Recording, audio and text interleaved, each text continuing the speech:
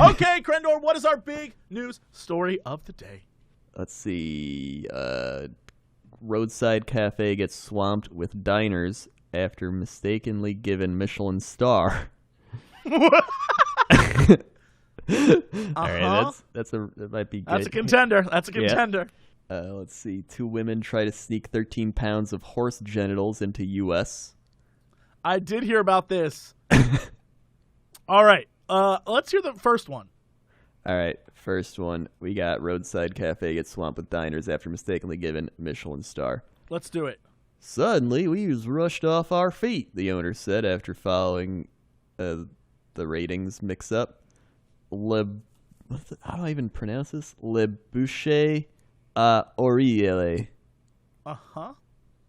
A small roadside cafe in central France reportedly found itself inundated with diners and TV crews last week after it was awarded a coveted Michelin star by mistake. Le Boucher Oriele, which boasts a $13 beef, how do you say it? Bignon? So far, this is a great story. Beef Bignon? Bignon. Sure. Received I the don't prize know. restaurant rating after being confused with an upscale establishment of the same name in northern France. Suddenly, we were rushed off our feet. Veronique Jacquet, who runs the cafe in Berger, about 120 miles south of the one in Buteville, told the website. Reporters were coming in, they said, and then my son phoned me from Paris, where he lives. He almost died laughing. The mistake was published on the Michelin Guide website on February 9th, though it didn't make the print version of the ratings guide. It stayed online for nearly a week. We apologize to the 2 establishments, and we're sorry to have misled our clients, the guides Claire Dorland Clauzel told Le Parisien. This is an embarrassment of riches. I want you to know that. You trying to figure out how to say these names? It's perfect. Both restaurant staff appeared to see the humor in the confusion, called one another to share a laugh. It was a little boo-boo that caused no harm and was corrected, Chef Emile, who earned his first star with the Buteville restaurant in 2015, told the French paper. Jacquet's cook, Penelope Salmon, said she never dreamed of winning a Michelin star, but added, I put my heart into cooking. Here's the question. Is the food good, though? Do you think the food at that little cafe is good? Or did people go there and hate it and, like, that's why they're... I'm curious. There's so much missing from every story we find. Like, what is the food like there, though? Is it good food? Maybe it's not ironic that they got a star. Maybe they deserved it, but they were overlooked for so long, and now they got one. Now people actually go there, and it's a happy ending. Yeah. Where's that in the story? Yeah, where's that in the story? That's all I want to know. What the shit, dude? Let's see. I want to read the horse genital story. Okay, I'm down. Let's see. That's one treatment that doesn't seem like a treat. Thanks, writer. U.S. Customs and Border Protection officials at Washington Dulles International Airport stopped 13 pounds of horse genitals from being smuggled into the country last month. Let's see. It's tempted by 2 women traveling from Mongolia as custom officials had them go through a routine agriculture inspection. But the horse genitals were only part of the package. All told, the women attempted to smuggle 42 pounds of horse meat and 3 liters of yak milk. I want to know where, and I want to know how. All right. Horse meat is prohibited from entering the U.S. unless accompanied by an official government certification from the country or government where it originated. Otherwise, it's considered unknown ruminant meat and seized to prevent the spread of foot and mouth disease. Of course. Horse meat from Mongolia is prohibited. Customs and Border Protection takes no pleasure in seizing and destroying travelers' food products, Wayne Biondi said. Blah, blah, blah, blah. We're in the business of protecting America's agriculture industries like livestock, and from the potential introduction of animal diseases with blah, blah, blah, blah, blah. We don't like fun. The women who brought in the horse genitals and other products were not arrested. Why do they keep focusing on the genitals? Incinerated. I don't know. There's so many other things they brought, and they're like, they brought these horse dongs. Guys, isn't that hilarious? They brought horse dongs. That's the focus of our article. Like, all right, but where's the story here? And that's it. That's it. And that's it. That was the story. What the someone tried to get horse dongs. There's so much more. There's so many. There's got to why? be a Where's the journalist why? out there. There's got to be one who's just like, you know what? I'm going to give you the who, what, where, how, and why. Where's the why? Where's the why, Crendor? Where's the why? Why would they bring horse dicks? What's the point? Why are they doing it? Were they trying to eat it themselves? Were they like, we're going to go hungry? Maybe it's for medicinal purposes. It's for horse dick medicine? There's a lot of questions here we don't know. What? Yeah, come on. At least give us their answer. What's the yak's milk for? Do they just enjoy yak's milk? Why can't they get yak's milk here? Does it have to be specific yak's milk? Maybe it's for a yak baby. You don't even know. You don't even know. Yeah. This story's full of shit, garbage. Dude. Nope. Once again, mainstream media failing us. Mainstream media failing us on the important details of the writings of the research. Yeah, why can't people give us what we really need? Disgusting. Real important information about what they were going to do with that milk and horse dung. That's all we want to know. That's all we need to know. All right. Well, Crendor, I know we have our big news story of the day, but I want to preempt you a little bit. Okay. With an update, a very important update. Okay. Watcher House, now occupied. What? That's right. What? A house that has been vacant more than 2 years because of letters from a stalker calling himself the Watcher is now occupied. Rented to a man who apparently has no frets over the threats. The man, who would only identify himself as Chris, has been renting the house on the boulevard since February 1. Answering a knock at the door to the home, the smiling tenant came out on the wide front porch and quickly closed the door behind him to keep his 3 dogs inside. He said he never heard about threatening letters sent by this so-called Watcher until he responded to an ad in which the owners were offering to lease the 6-bedroom home. Never followed it, Chris told a reporter from New Jersey Advanced Media this week. That's not my issue, he said, with apparent complete lack of concern about the alleged threats. I love this guy. He's like, I don't know my problem. Ain't nobody threatened me. This guy's perfect for the Watcher House. Right? He did not want to comment further about the stalker and politely said he didn't want to have a long interview, went back into his house.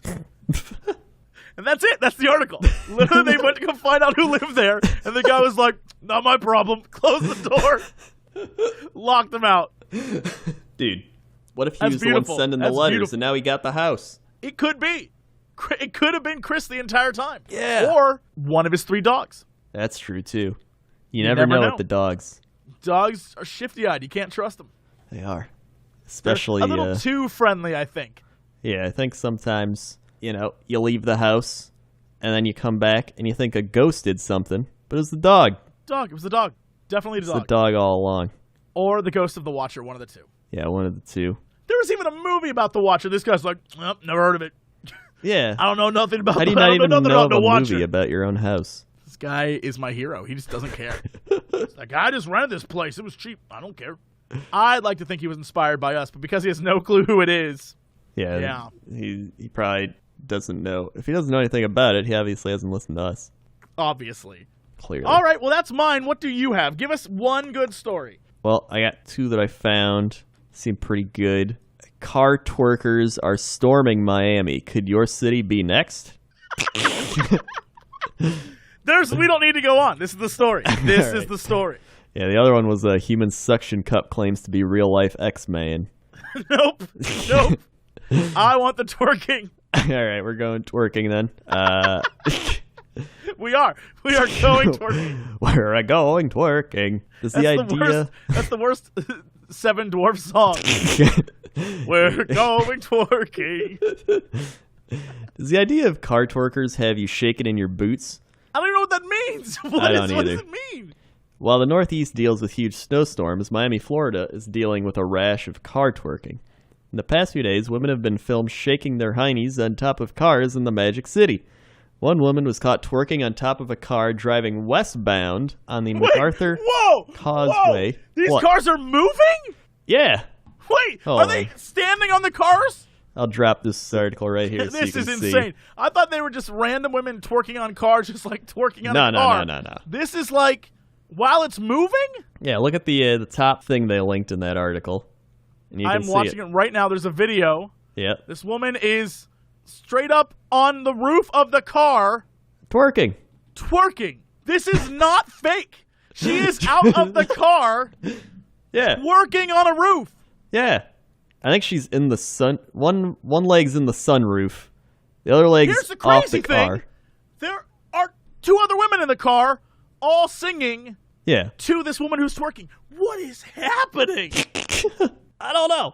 One woman was caught twerking on top of a car driving westbound, blah, blah, blah. They recorded her and posted on Twitter. For anyone who thought that twerking had its moment and now it's gone, that clearly is not the case, Corbin told Miami New Times. As social media has taught us, twerking is forever. It is a timeless tradition.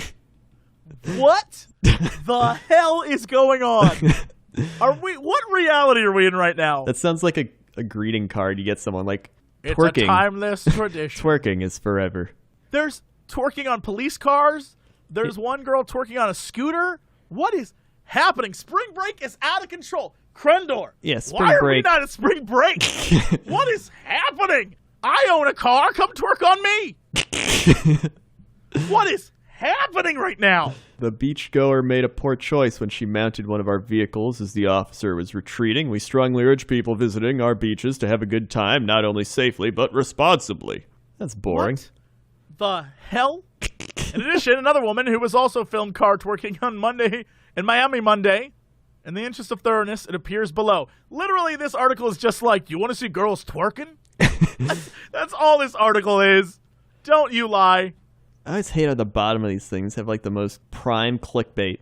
That's like top tier gourmet clickbait down here. Yes. Say goodbye to iPhone. No one guessed Apple's next product. 11 historical artifacts we still can't explain. I'm still paying for my dead husband's cell phone because I don't know his childhood friend's name. This company spent 2 years perfecting gym socks. Angelina Jolie's new go-to travel shoe is surprisingly affordable. Get out of here with these. This game will eat days of your life. Oh, wait, didn't you have a story about Tito Watts? I did, but you know what we're going to do? What? Save it for next time. Oh, shit. Pew, pew, pew, pew, pew. All right, Crendor, what is our big news story of the day? Big news story of the day. Wait, what? I don't think you should be confused by a news story. Well, I clicked the thing, and it says, man named Grab Her is appalled he can't have a Grab Her license plate. I did see that. I'm not sure I understand what it means. I think his last name is Grabber, and he's mad that his license plate can't say Grab Her. Yeah, I think that's what it is. I think that's the story, is this guy just has a terrible last name, and for some reason he doesn't see the problem with putting his last name on his license plate that literally just says Grab Her. Yeah. What's the big deal? I don't get it. It's just my last name. Of course, when he got that license plate, he was like, this is going to be funny as hell. Oh, yeah. Man. People are going to look at me when I drive down the road and be like, oh, that guy's naughty. I get it. Wild parrots raid India poppy fields to get high on opium? That's the one. That's the story. Hold on. There's also breakfast hero eats pancakes in middle of road like it's no big deal. We need both. All right, we're gonna need both. Yeah, we're gonna need both of these. All right, we'll start on the parrot raid. Okay. Polly wants something stronger than a cracker these days. A lot stronger. Write these articles. Good lead-in. Very good. Now I'm into your article. Wild parrots have been raiding poppy fields in India in order to get high on the flower's opium. As can be seen in the video above, the dope-craving birds will sit perched on trees near the poppies until workers slip open the pods to help the plants ripen quicker. The parrots, numbering in the hundreds, have learned not to squawk. They swoop down, nibble off the stalks, and fly back to the trees, where they nod off for hours, sometimes even falling to their deaths. Once they have their fill, they sit on trees and sleep there for hours. Some of them can be seen circling or staggering before falling from the trees due to overdose of opium. Kishore Kumar Dakar, a poppy farmer in western India, told Odisha 360. No one knows why these wild parrots are so high on opium, but the problem started in 2015 at the poppy fields near the city of Chittorgarh. Nobody knows why those parrots get high. Might just be because they want to get high. is the stupidest story. Nobody knows why those parents want to get high. It's like nobody knows why those kids in high school get high. They just do it, and I don't know why. I love that quote. That might be my favorite quote of the year. Nobody knows why those parents get high. Holy shit, that's a great quote. That's a tombstone quote right there. There's so much.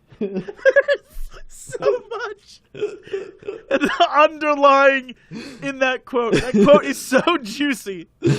Like, it has the connotation that parents, 1, are getting high. 2, we've tried to figure out why parents are getting high. 3, the studies have resulted in no knowledge of why these parents are getting high. Maybe it's emotional. There's so much in there. Also, did one of the people was one of the news people so why do these parents want to get high? Like, were they asking that? You know they had to. Yeah. They had to be like, why do these parents come out of the jungle or forest or wherever and then eat the poppy and then get why would they want to get high? You know that's yeah. It's like, I don't know why they want to get high. I imagine that it's opium. So they were like, well, that was good. And then jump back. Like, they're parrots. I feel like that's all there was to it. They're like, well, I feel good now. So I guess I'll go back and get more. They're just instinctual animals. They're just like, that felt good. Let's go get more good feeling. That's got to be it. That's literally it. I don't know. I'm no scientist, but I feel like they didn't have my parrot mom and dad didn't love me, and now I have parrot resentment. And the only way I can feel parrot good about my parrot self is by eating lots and lots of poppies. Forget about pain. Yeah, I'm filled with so much pain. Having to fly every day past my ex-girlfriend's house. It's so sad. Parrots have started stealing Xanax from the humans. It's becoming a problem. More at 11. Next there's going to be parrots up in trees lighting up, just like, ooh, what up, brother? Listening to Bob Marley. If you hear parrots listen to Marley, they've gone too far. Oh my god, hold on, it gets better. Okay. Now the opium-loving parrots have also taken over Nimuch, a town 40 miles away, according to the Daily Mail. Wait, they've just taken over a town? They've taken over a town! I love these parrots. All right, it's just like people hunted in their homes. It's like the parrots are coming. That's what guys, drugs, that just proves drugs are not good. Parrots took over a town. A town has been taken over by drugged out parrots. There's gotta be a movie made out of this. It doesn't matter if it's a gang or if it's parrots. Drugs will ruin your town. That's the moral of this story. The opioid crisis is for the birds in more ways than one. Besides problems parrots face with monkeys on their back, local farmers are also suffering. The Indian government requires farmers to provide a pre-agreed quantity of opium annually for medicinal use, and the drug-addled parrots are cutting into their earnings, according to Sobraram Rathod, an opium farmer from Nimuch. He estimated parrots are stealing around 10% of his crop, according to the Mirror. Buzz60 notes in the video above that farmers have tried everything from firecrackers to beating tin drums and hurling stones, but nothing keeps these parrots from their fix. Hopefully, other animals won't parrot these birds. Oh, boy. You know what? I hope they do. I hope they do, too. Some badgers get in there. Let them get high, dude. Let these parrots get high. Yeah, don't tell animals they can't get high. Yeah. Don't do that. Yeah. You know what? If animals want to ruin their own lives, let them. They're animals. Yeah, they're animals. What else? Dude. What else they got? They don't have jobs. They don't got anything else going for them. Yeah. Like, they have no responsibilities. If animals want to get messed up on drugs, let them. That's all they got going for them. You know, it's only 10% of your crop. Yeah, if you have kids, don't do drugs. Yeah. But if you're an animal with kids, I don't give a shit. Yeah. Get your animal kids on drugs. Get your whole animal family on drugs. Get them all on drugs. Yeah, yeah. Dude, see, 10%? I don't have to live with drugged out animals. Although, if drugged out animals came to my town, I'd probably have a different opinion on this. That's true. If they started taking over. Oh God! Now I'm a little worried. You know what? Stay away from drugs, animals. Just say no, parrots. Oh, that's how we do it. We need to put the parrots on the DARE program. Yes, because parrots mimic things, right? So we need to have people go out into the fields and go, no, no, no, and then all the parents will only know how to say no. Whoa. Problem solved. Say no to the Opium. Say no to drugs, parrots. That's Wow. problem solved. We figured it out. Dude, the 10% thing reminded me. I hate when I go to the store and they want you to sign up for their shitty rewards card. And they're like, you'll save 5%. I'm like, I'm buying like a $10 thing. So I'm going to save like nothing. Why would I want to sign up for the shitty rewards program? Because I think they say over time it pays off, but really they use it to track what you buy so they can give you ads that benefit, that focus you. Yeah, it's stupid. Here's the thing, I don't care. I like ads that focus me. I do like ads that focus me as well. That's an ad for me? Cool, thank you. If anything, I found a lot of great things through ads. Yeah, that's what I'm saying. Like, most of my Google ads are links to awesome porn, so that's cool. Yeah. I just get guys eating pancakes in the middle of the road. All right, yeah, we need to move on to this story. Speaking of which, breakfast hero eats pancakes in middle of road like it's no big deal. He brought a table, chairs, and plenty of syrup. If you ever get a craving for pancakes, here's a pro tip. You probably shouldn't eat them in the middle of traffic. A Florida man, is facing charges of placing an obstruction in the roadway and disrupting the free flow of traffic after allegedly eating breakfast in the middle of a busy Lakeland street Tuesday morning. Let me drop this picture over. All right, because you got to get a good image here. There we are.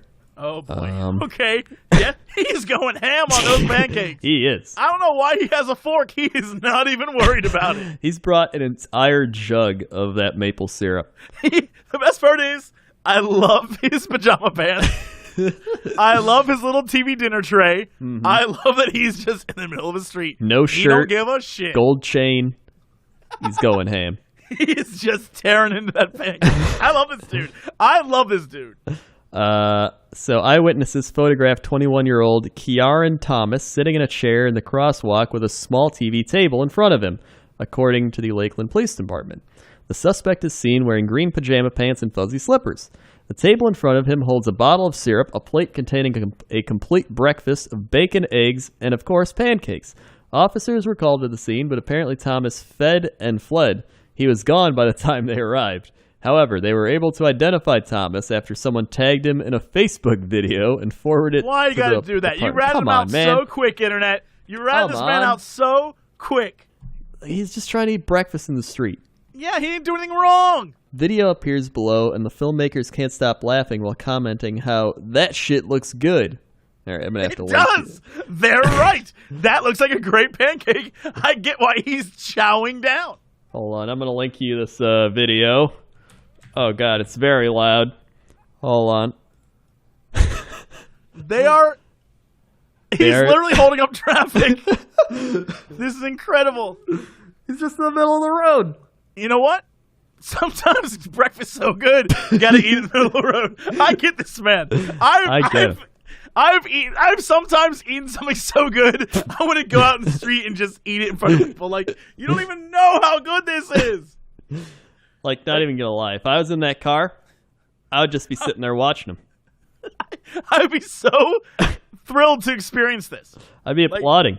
This is something you don't see every day. This is like that time you and I went to that breakfast place, and a guy walked in and just randomly started hitting on this girl. It was like, "Are you my blind date?" And she's like, "Who are you?" And then his friends were like, "He's drunk. Come with us." It was 7 a.m. or something. Yeah.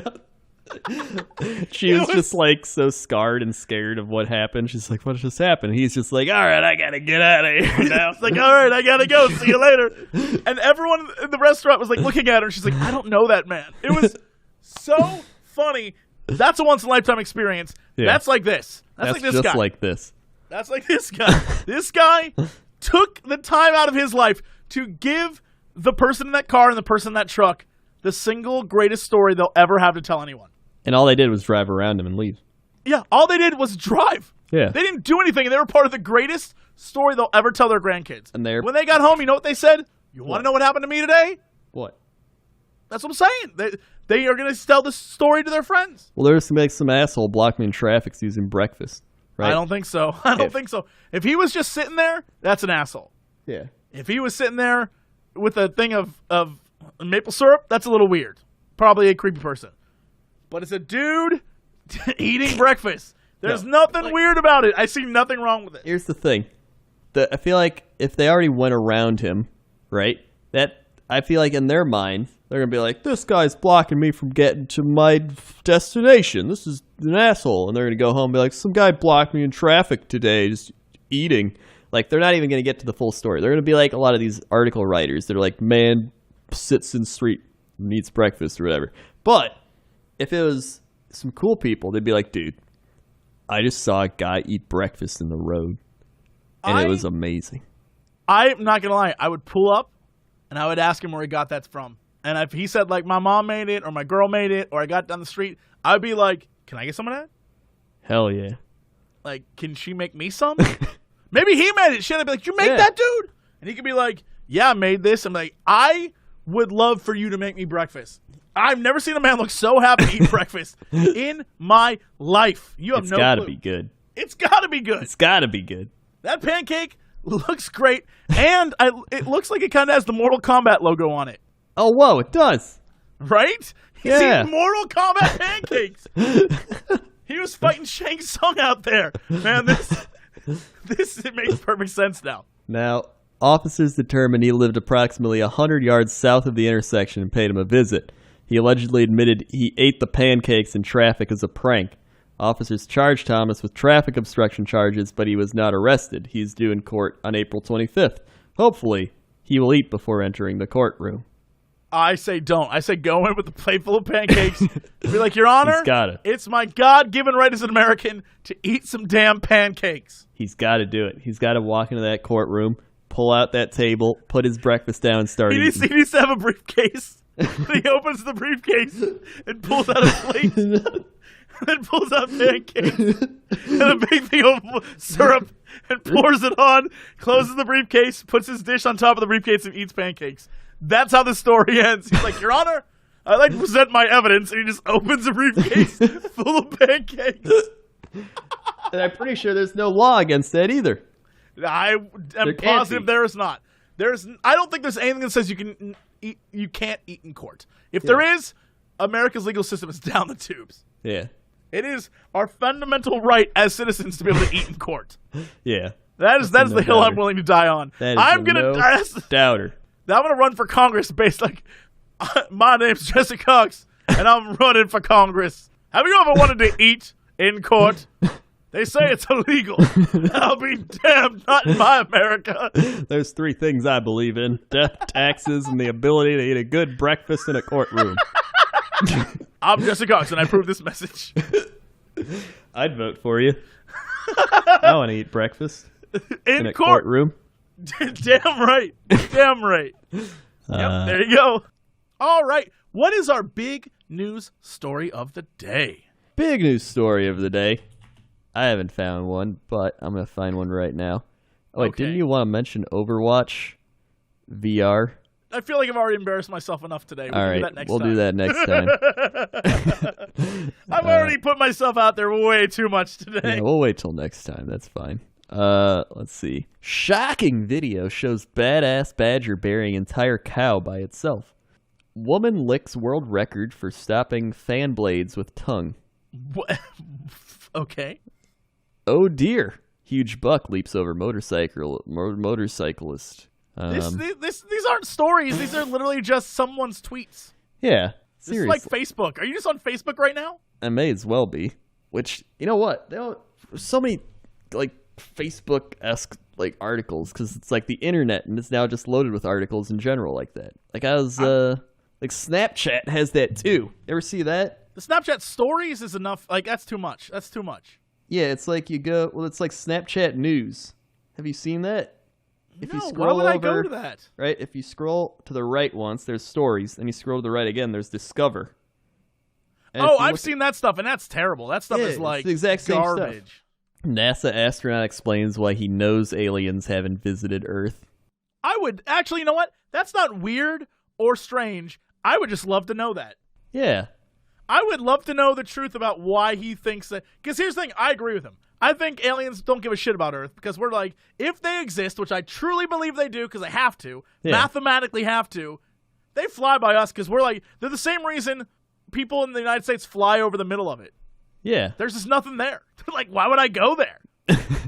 I would love to know. I'd love to know his theory. All right, I'll click that then. Because, I mean, nothing else is Nothing else is looking too good. This will work. Yeah, no, screw funny. Yeah. We're going to learn something I today. forgot to mention in the sports, the Oakland Raiders moved to Las Vegas. They did. I'm so excited. I'm actually go to a Vegas Raiders game. That is going to be Those would be the craziest. Yes, I want to go to those. Those would be wild. At least you know you won't get shot like Oakland. I mean, you very well. It is Vegas. Well, we would get shot of alcohol. Vegas. All right, let's see what he's got to say. If ETs found us, they would offer to help solve cancer and birth defects, he says. I don't know that that's the direction I would have gone. Okay, all right, let's go down this rabbit hole. Only 12 individuals from Earth have been fortunate enough to actually walk on the surface of another world, specifically our moon. The historic manned lunar landing in Somewhere Pluto is not happy that we just called the moon another world. Pluto's like, you mother, I'm going to get you. Whatever happened to Pluto? They got rid of it. They were like, Pluto ain't even a planet anymore. Yeah, no, it's just... They got rid of it. Doesn't exist. You know exist. what? If science can get rid of stuff, that sucks. Yeah. How's that possible? Science just gets rid of stuff. I don't know. Science, they just decided it wasn't. They recategorized it. Now it's a dwarf planet or some nonsense. Because I guess what happened was they found a bunch of other small dwarf planets at the end of our solar system, and rather than because Pluto was smaller than some of those, they were like, oh, well, Pluto falls into the category of them rather than planets now. I don't know. That's dumb. Just make it a planet. I think that's what happened. Just make it a planet, dude. Yeah, it was always a planet before. 9 planets is how it worked. 8 planets? What are we? Yeah, what are we, Some sort savages? of lesser solar system? Yeah, get out of here. 8 planets. Yeah.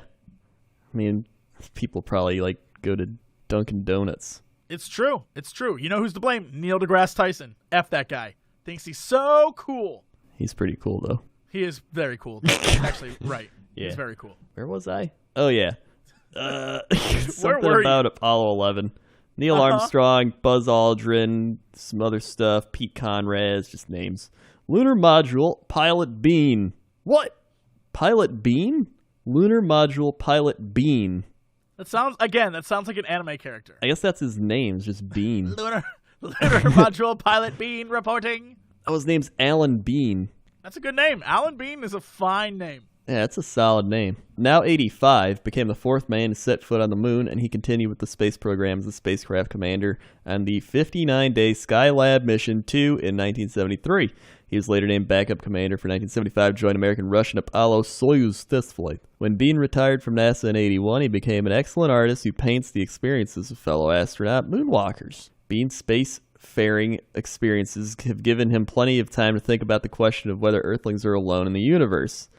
And whether aliens have discovered us. I do not believe that anyone from outer space has ever visited Earth.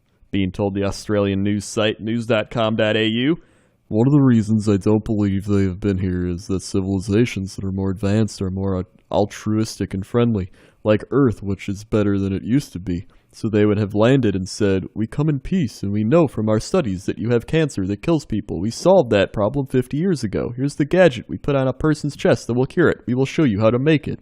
Whoa, first off, pause. Right. I feel like 50... We solved that 50 years ago. If they're interstellar traveling and only 50 years ago they solved cancer, boy, are we all screwed. Oh, yeah. Boy, are we all screwed. No doubt. Yeah, 50 years. It's like nothing. We got that 50 years ago. They show up in an old space jalopy. 50. Yeah, we fixed that for... I would love it if the first aliens that came to Earth weren't like the sci-fi races we all imagine, but just like ugly mole people driving in space like jalopies. Lawnmowers. He's starts giving out. He's like, I would love that. You have no clue. That's what I want. They're like, hey, like 50 years back, we solved that cancer thing. We got you. Yeah, we got it. Hold on, I found. Oh God, I lost it. Where'd he gives it to you, and he's like, you smoke this, it gets rid of cancer. They're like, what? Yeah, we call it a cigarette. You smoke it gets rid of cancer.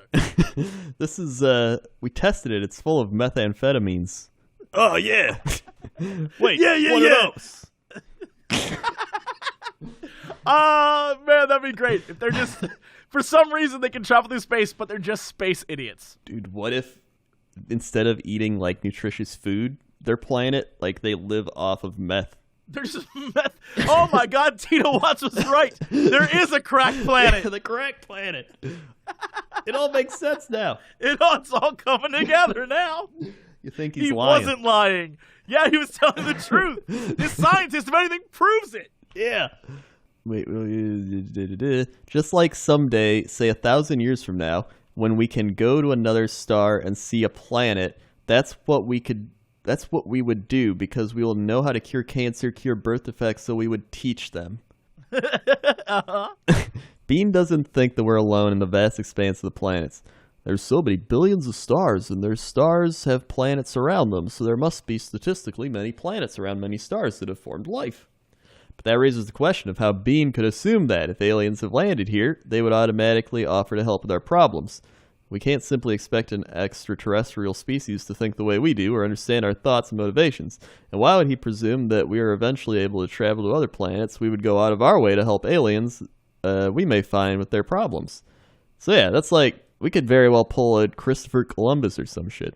Well, or yeah, they could. if, like in Christopher Columbus, I mean, in reality, he pretty much killed and enslaved the first people he found. So, yeah. I mean, really... To him, they were aliens. Really? Yeah, to us, if aliens ever came here, I, for one, welcome our new overlords and would happy to be their pet. Yeah. But we would all be killed. Like, oh, yeah, no doubt. We are like ants in the cosmic...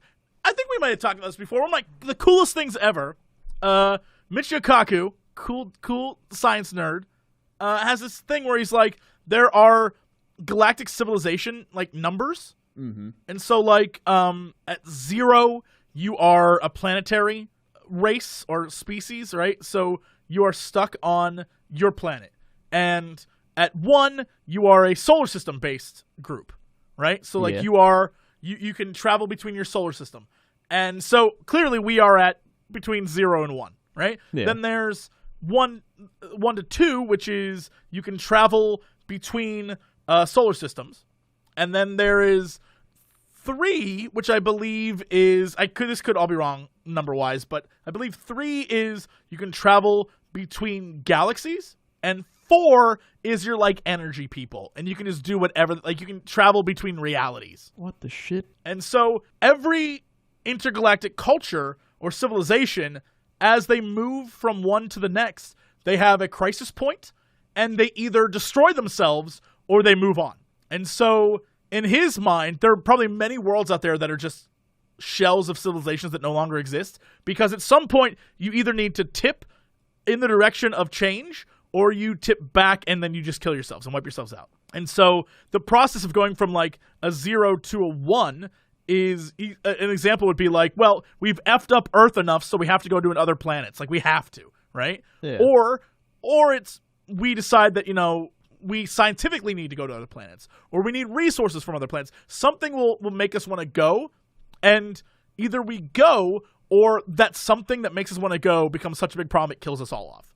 And then, you know, for example, like you're a solar system civilization, you're at a 1, and now you want to go to another solar system, right? Well, okay, you can do that, but there's a chance that, you know, something could go wrong in the process. Or maybe a sun explodes, or you meet another civilization and they're assholes and kill. Like, there's all these levels of things that can mess you up, and you just can die. Your species can die at any point along the line. It's pretty interesting and cool. I think it's like super intelligent to think of it that way. Like, we're pretty low on the totem pole when it comes to the universe. So yeah, we're like the ants, and people like shit on ants all the time. Oh, we would definitely die. Yeah, no doubt about it.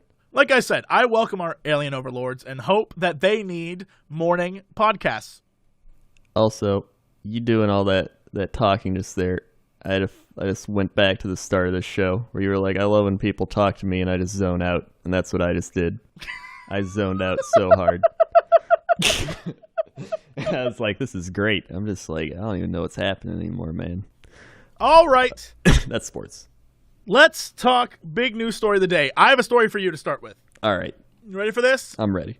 Aussie rapper reportedly jumped into ocean to dodge $600 seafood bill. All right. Okay, hold on here. First off, Yes. an Aussie rapper. There's a photo of this man. I will see if I can copy image address and send it to you right now. All You can right. see this guy. He looks like how you would imagine an Aussie rapper would look. Exactly. That's straight out of my brain. He Straight looks out like of he's it. He looks like he's kind of wearing a helmet, but it's just Beats headphones on a really weird hat. It looks like he's wearing one of those beer helmets. It really does. And then he has a giant fake gold chain around his neck. That is very. Yep, that's a fake. Is it even gold? Yeah, it is gold. All right, so in one of the most creative dine and dashes ever, aspiring rapper. Oh, he's aspiring rapper. That's even worse. Oh no. Aspiring rapper Terry Peck. That's a terrible rap name. Terry Peck. Terry Peck. Terry Peck allegedly downed over $600 worth of seafood at the Gold Coast restaurant before jumping into the ocean to avoid capture. He was eventually caught by police on jet skis. So did let he me just not? Let me just read you this. Okay. A report from Queensland police says man ordered and consumed a substantial amount of seafood and alcohol at a restaurant around 4:45 p.m. on Sunday afternoon. The Courier Mail lists the man's full degustation. What does that word even mean? Degustation? Degustation? It sounds What does like a that mean? train station. Like, take it to the degustation. Degustation is the careful, appreciative tasting of various foods. Oh. But it sounds like disgust. Degustation. Yeah, why is it disgusting? That doesn't make sense. I thought they were, like, digestion maybe or something. Like, that's just, what? Selection of degustation dishes and wines. Where's it originate from? Stop making up words, y'all. Stop it. All words are made up, man. A French term, degustation, is still commonly used in English language. Nope, it is not. Very commonly used. I've heard it That is so many not times. true. I've never said I've been. Ooh, a selection of degustation dishes and wine. Get out of town. If someone said I'm making you degustation dishes, I would be out. I would do just what I did. I'd be like, degustation? The shit is that? Degustation? Hold on, Simon, I don't. I just Merriam-Webstered it, and it's degustation.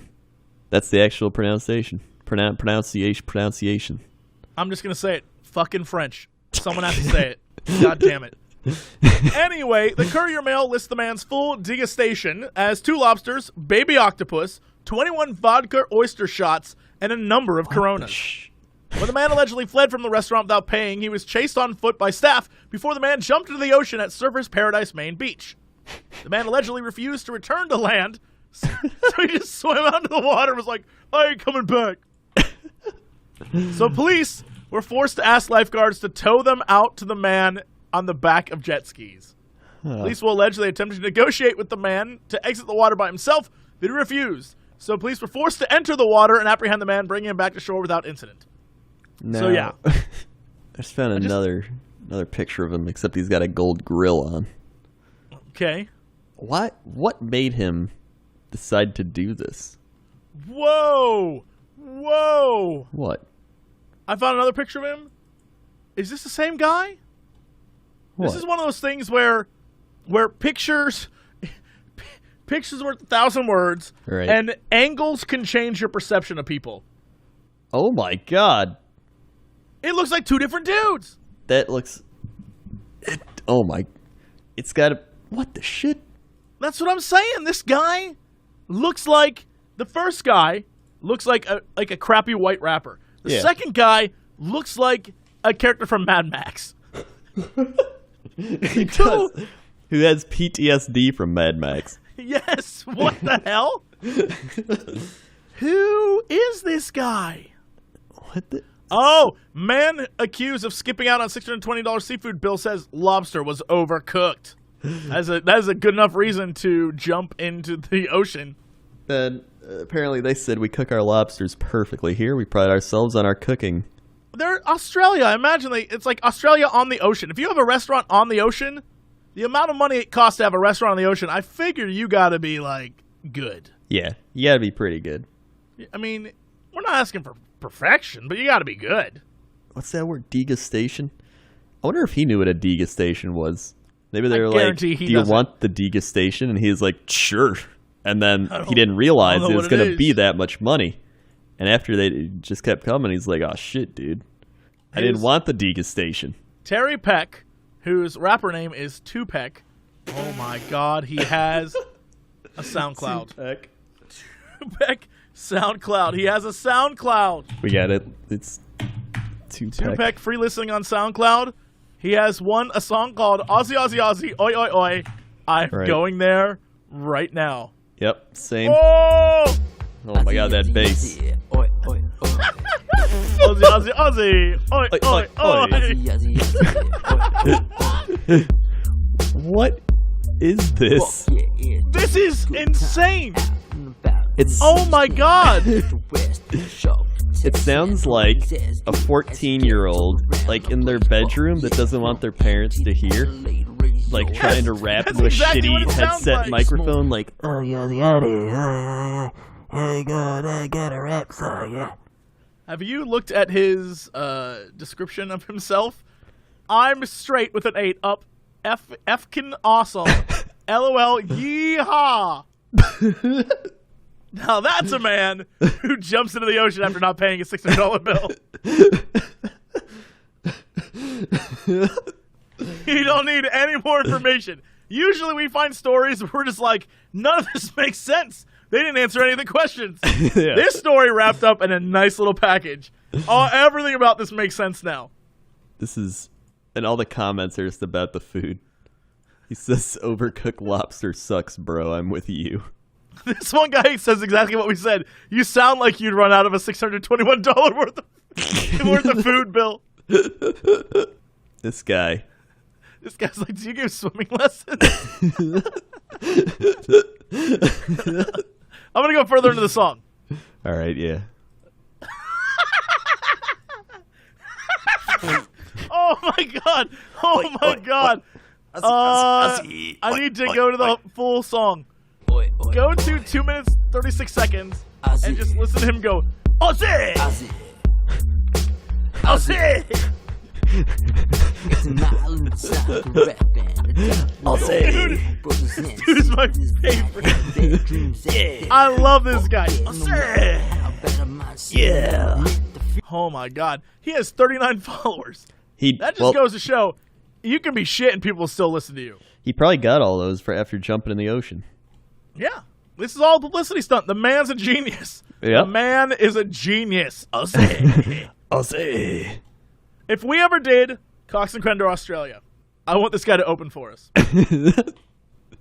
No doubt. If we ever got invited to an event in Australia, I would love to go and have this guy be the opening act. Aussie. Holy shit. I would pay this guy at least $100 to do it. Yeah, at least. He would take it. Guarantee. He'd be like, I can run out on 1/6 of a meal with this.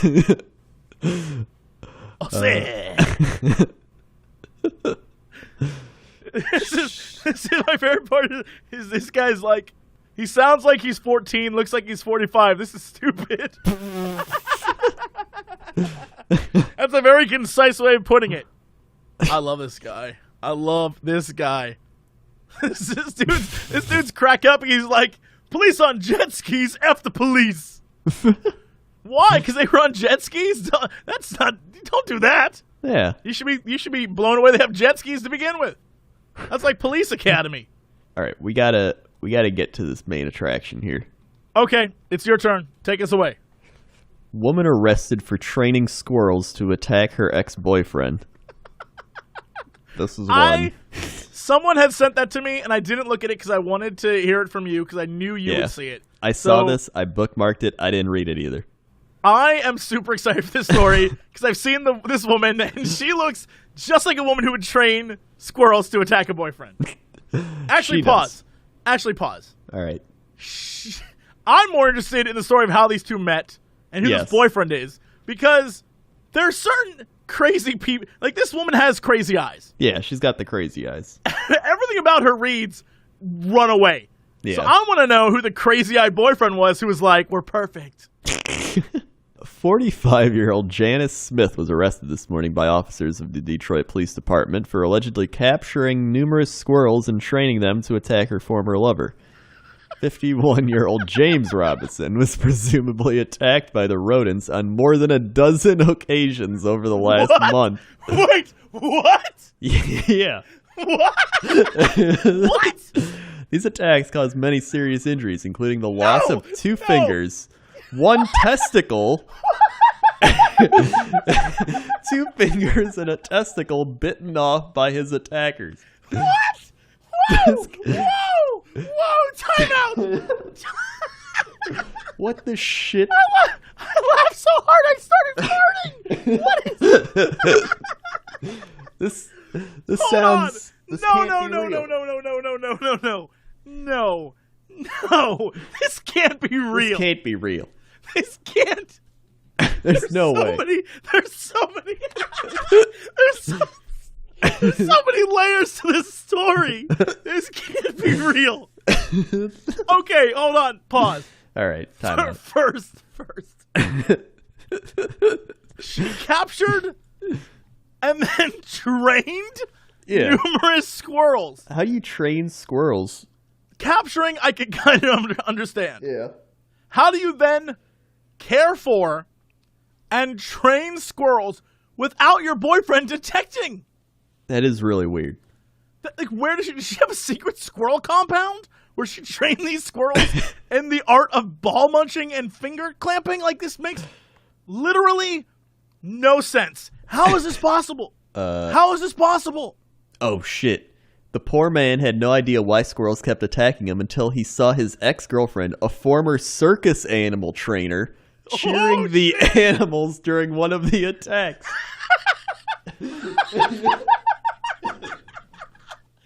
Oh my God! Can you imagine? He is like on the ground rolling around as all these squirrels are attacking him. And in the distance, he just sees her on a hill like, yes, my pet. Yes. Oh shit, she was partially hidden behind some bushes, but I could clearly see her and hear her. She was yelling orders at the squirrels and telling them to attack me. Wait, the squirrels understand people? Apparently they can understand people. Hold on, was this in Florida? Detroit. That's like the Florida of the North. It is. I'm just curious if this was not just Florida Man, but also Squirrely, his faithful sidekick. It had to have been. Squirrely had to be came in back. On this one. He was like, hey, it's Squirrely, and he jumps in and bites this guy's balls off. Realizing that his life could be in danger, Mr. Robinson filed a complaint to the police who had paid a visit to Miss Smith. In her residence, they found a dozen cages holding a total of 27 squirrels. They also found 2 training dummies with pictures of Mr. Robinson taped over their faces. Get out! This is real? This isn't real. This can't be real. This can't be real. She trained squirrels, and then they over a month they kept attacking him again and again and again. Do you think? Hold on. What do you think was going through this guy's head after the second squirrel attack? Like the first one, I imagine he's like, "Ooh, wrong place, wrong time." Second squirrel attack, I have to imagine he'd be blown the F away. Just like, what am I doing? Why do these squirrels keep coming for me? Detroit Police Chief James Craig confirmed that Janice Smith had admitted she was responsible for the attacks and confessed her strange plot. This is not real. Miss Smith confessed to capturing and training squirrels to harass and attack her ex-boyfriend. She used to train lions for a circus, so it was easy for her to make the animals do as she wanted. She said she hoped to raise an army of 50 to 100 animals. The 45... This is not real. She's now facing a variety of criminal charges linked to criminal harassment and using animals as weapons. Janice Smith's lawyers have demanded for her to undergo a psychological evaluation, claiming she was unfit to stand trial. They say her choice of training squirrels instead of dogs or bears suggests that she might be suffering from mental problems. What? You know what? That's a genius get out of jail free card right there. She could have gone with bears or dogs or snakes, but she went with squirrels. That's the perfect lawyer. Like, yeah, we can get around this. All right, I know how to get around this one. You won't see a day of jail time.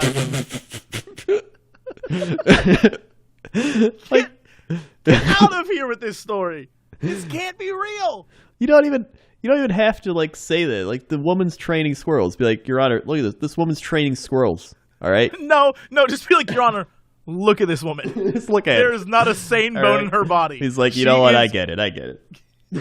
We don't even need to have a case. Jury dismissed. Get out of here, guys. We're done for the day. The squirrel Wow. whisperer.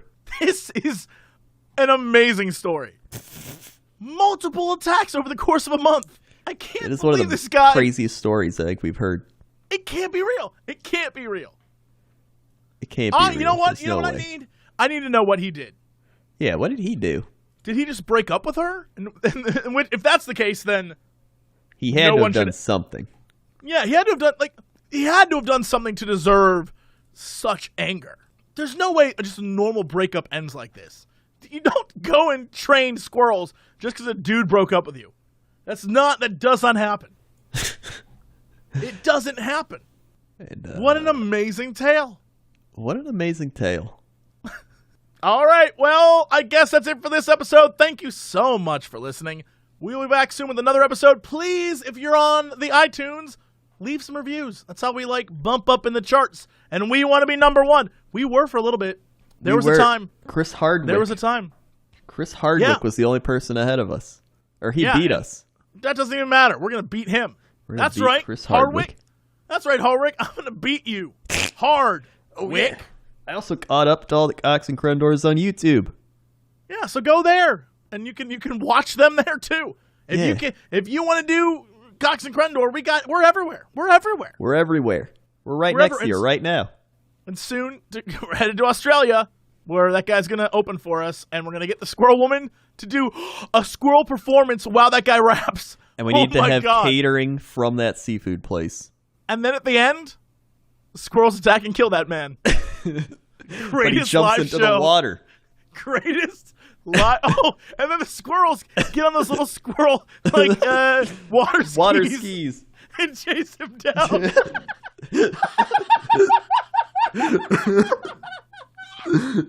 Now that's a show. Now that's a show. I'd pay for that. All right. Well, let's move on to our big news story of the day. I have a story for you before we start. Okay. Nightmare House. Zillow listing tells buyers, don't ask about mysterious occupants upstairs. Wait. Let me repeat that for you. Nightmare House. Zillow listing tells buyers, don't ask about mysterious occupant upstairs. Before we even get into this, I got questions. Zillow. Is a online website. Yeah, they're where like you for can look the at houses and stuff. the house. Yeah. Did they write this, or are they? I just... believe the seller wrote this. Okay. Okay, I got you. And then Now, I've been on Zillow since, and I cannot for the life of me find this actual listing, but I can find the house. okay. So the house exists there, so you can see what the house looks like, but I cannot find the listing anymore. Okay. All right. Continue.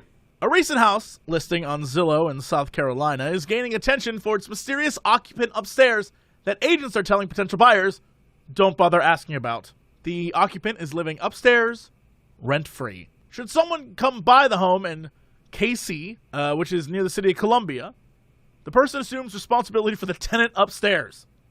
It specifically states, upstairs apartment cannot be shown under any circumstances. Buyer assumes responsibility for the month-to-month tenancy of the upstairs apartment. Occupant has never paid, and no security deposit is being held, but there is a lease in place. Yes, it doesn't make sense. Please don't bother asking. What? The single-family home appears to be a diamond in the rough, as the listing states, a 2-bedroom house with a separate cottage. The property is being sold as is, with no repairs, no cleanup, no warranties expressed or implied. According to the Post, there is a mysterious tenant who lives upstairs from you and will never pay rent, and the owner has never seen them. So I went to the listing. Okay. It doesn't exist anymore, but instead, I have this for you, which is, this is the house, as you can see it on Zillow. Interesting. Okay. Now, look at those photos and tell me this isn't a murder house. Oh my Jesus. Everyone is. It's like they didn't even clean up after the murder. That's what I'm saying. They say you cannot expect them to clean. They will not move anything. It's as is. So that's a crack den. please note, Okay. there is the ceiling on one of the rooms is like dripping something, Probably blood from the apartment above. Right. There is immense damage everywhere. If you click far enough, you see a kitchen that looks like it has just poop on the ground. Mm-hmm. You see a bathroom that I'm pretty sure that is blood in the shower. All right, hold on. I gotta. I'm pretty sure that's blood. I'm pretty sure that's blood in the shower. Which picture is that? 13 of 25. Oh yeah, that's a no doubter. That is straight up just like nothing stains like that. That is especially in the shower. Then you keep scrolling, and then you eventually get to 16 of 25. Wait, hold on. Go back to the towel or the shower. There's a towel. Yeah. All right. Is that a Gatorade towel? That is definitely a Gatorade towel. All right, just clarifying. Gatorade, it gets blood out of the shower. All right. The next photo is, it looks like where you would, the granny ghost would get you. Yeah, that's a granny ghost. That's a granny ghost. The next photo is straight up just a washer and dryer covered with crap. Yeah, and the dryer's like drying tube is just destroyed. And the next photo is the back stairs that lead up to the apartment. Yeah. Where this person lives. Here's the crazy thing. The next photo is the door to that apartment. Yeah. That thing is where haunted ghosts go to die. Yeah. This is like the portal to hell. Yeah, that is no doubt the portal of hell. There's a reverse Captain Morgan poster over the window. Oh yeah. Oh my god. I just noticed that. They went up there to go take a photo. Does anyone live there? They have a little about security sticker like, hey, this is secured. Everything about this is horrifying. And the door frame's breaking. The back guest house looks like it is a hellscape. There's clearly a motorcycle there. The motorcycle might be worth the price. Yeah. They're going to leave it. It looks brand new. And then you go back to the house, and there's a whole other thing. Like another house. There's yellow that back wall? house. And then, this is like yeah. the murder area. This place is terrifying. Simply, they want $155,000 for this. No. The thing is, right, if you look at it from the front, it doesn't even look that bad. And then everything else looks completely awful. The crazy thing about this is, in Casey, the average home price is $100,000. This home is going for $150,000. I guess in Casey, if you want a little murder with your home, this is the place. Like it costs a little more to get murdered. Who do you think lives upstairs? That's a great question. I don't know. I don't know that we have the answers to this. Hold on. Oh, shit. The real story. Hold on, I'm linking it. It says the real story. The real story behind South Carolina's Nightmare House. Who is this guy? I don't know. Is he the guy who lives there? Tenant on Nightmare House on his artwork and career. Upstairs apartment cannot be shown under any circumstances, the listing read. Buyer assumes responsibility for month. Okay, we know that. Yeah. The ad on home listing service Zillow went viral. It became the service's most shared listing of 2017. It's a nightmare house, creepy house. Okay. In reality, the man in the upstairs apartment is anything but creepy. His name is Randall McKissick, a once world-renowned artist and illustrator who has fallen on hard times. A father of 2 loving daughters and grandfather to a precious red-haired grandson. The house contains no nightmares, just the artist and his 3 cats. It is untidy. I'm not a housekeeper or a yard keeper, McKissick said. McKissick is 5'5", weighs 135 pounds, with flowing white hair and beard. A warm and friendly demeanor. He loves Elvis Presley and James Brown, saying, I would kiss them on the mouth. What? He rode a Harley-Davidson chopper, customized by television personality and designer Jesse James. That's why it looks so good. Oh, shit. Until he broke the key off of the ignition 6 months ago. He loves his 3 cats almost as much as his art and family. Animals are truer than people, he said. Oh, shit. He's a sensitive genius who once was at the pinnacle of his profession with illustrations and paintings in museums, galleries, private collections, and corporate headquarters around the world. Wow! But now, after a series of setbacks, beginning with emergence of computer graphics and continuing to a divorce and eviction, a series of thefts and age-related challenges, McKissick has lost the spark for painting. He suffers from anxiety, a malady he has battled since childhood, and increasingly, he has trouble focusing. His mind wanders. I'm not 70, he says, sitting in a rickety dining room chair in an otherwise empty downstairs room. I'm 18 in my mind, and I cry like a baby. Basically, he's a genius. Yeah. He's a crazy genius. He and his wife, Jean, moved to Irmo, began a freelancing career. Then he got a divorce, and he's been on hard times. Basically, he's just like the coolest dude But because the house looks like a murder site, like, dude, look at this guy. He's actually like a really good artist. Get out of town. Yeah. Get out of town. He's got some crazy ass paintings. Like the ones that we learned a lot today. Yeah.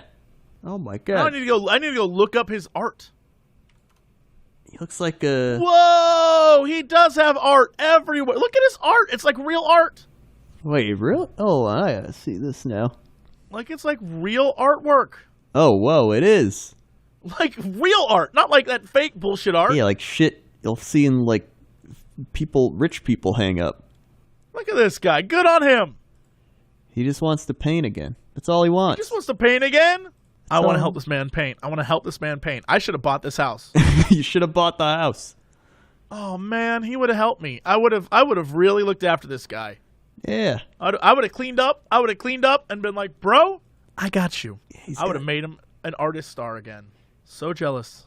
And he's just living in a murder shack upstairs. He loves Captain Morgan. He loves Captain Morgan.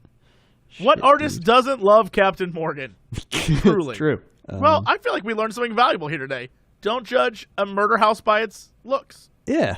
It could be an artist. Yeah. Who wants to murder you with inspiration. I bet he was just painting in the shower. He's an artist. Artists do crazy things. With blood. In the shower. I'd like this to be one of those stories where this is like every good horror movie. Yeah. Where halfway through they're like, oh, it wasn't a murder house. It was just this crazy artist. And then it's like, but the artist paints with body parts. Yeah, that's why he doesn't leave. He just says he's got anxiety, but he doesn't. Yeah, no, he kills people in there. It's no doubter. I mean, that's a great story. I don't know that we can do better. Yeah, you discovered something magical here. Yeah, we went. That was like a full-on story. Like we had the mystery, we had the crazy article, we had the mystery, we had the the solved mystery. We Scooby Gang the hell out of this. Yeah. Wow, we're good. I'm proud of us. Yeah, I think that's all I got. All right. Well, let's get to the big news story of the day. But before we do, I have a news story for you. What is it? I've sat in this story so long that I saved it to a text document because I was afraid one day I would forget it. And then it sat on my desktop because I forgot it. I don't know when this happened exactly. I can't really remember. It was a while ago. But we've never discussed it, and we need to. All right. Man killed by collection of filthy magazines. What? A man. This is in Japan, just for the record. All right. So it makes perfect sense. A little more sense now. Yes. A man who owned 6 tons of porn died when his collection of filthy magazines fell on top of him. The 50-year-old's body was only discovered 6 months later when the landlord entered his flat in Japan to find out why the rent had not been paid. The porn addict's lowly tragic death was revealed by a member of the cleaning team who said that his company had been hired to remove the magazines discreetly in a way that would not be noticed by neighbors and the man's family to save them from the shame. He said that the man, a former car maker, this guy made... I think this might be Mr. Toyota himself. It's got to be him. How else could he afford all that? A former car maker identified only by the name Joji Toyota. Makes perfect. Toyota, I don't know this from, it has to be from Japan. It has to be. He had died buried under 6 tons of pornographic magazines. He said it was unclear if he suffered a heart attack and had fallen into the stack of magazines, which had fallen on top of him, or whether he had been crushed by the mass of paper. Either way, if he was still conscious, the paper would have muffled his cries, according to the cleaner. That's the story. A man was killed by porn. I want to know how it actually happened. Was he trying to get a certain one out of there? Maybe it's been long enough this story has actually developed. It's got to be. Maybe he is trying to pull out, porn. Big Booty Ho 5, and it just toppled. Japanese man killed by porn. What? Why? All right, I should have looked it up. It literally says it's fake. What? In giant bold letters says Why fake, are all these stories fake? You know what? I think we should just accept that if it's on the internet, it must be true. I agree. It's got to be true. Even when they say it's fake, it's a cover-up. The original story notes that many times people who live and die alone, known as kodokushi in Japan, aren't found until body fluids leak through the floor into tenants below. Ew. So apparently So what really happened? Recently, a Japanese man was found dead in his apartment. The man lived alone. The coroner ruled he had died of a heart attack. How do we know that's the real story? Here it is reported. And then everyone's saying that the thing was that he was killed by porn. Yes. Oh, whoa. Okay. We're following the leads. Yes, the man did have a huge porn collection. There's a photo of his porn collection. It is next level. This is an amazing photo of porn. Like, it's just a pile. It's hoarders for porn.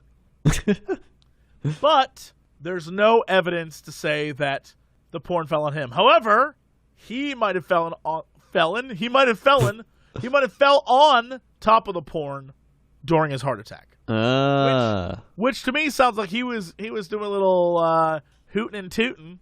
Yep. A little slapping and yapping, and then had a heart attack and fell on the porn. That's what it sounds like. Which, just as good of a story. I agree. I think that makes it true. Yeah. Honestly. Confirmed. This is like Mythbusters, plausible. Plausible. We're gonna give it a plausible. It could happen. We should start doing that for every news story.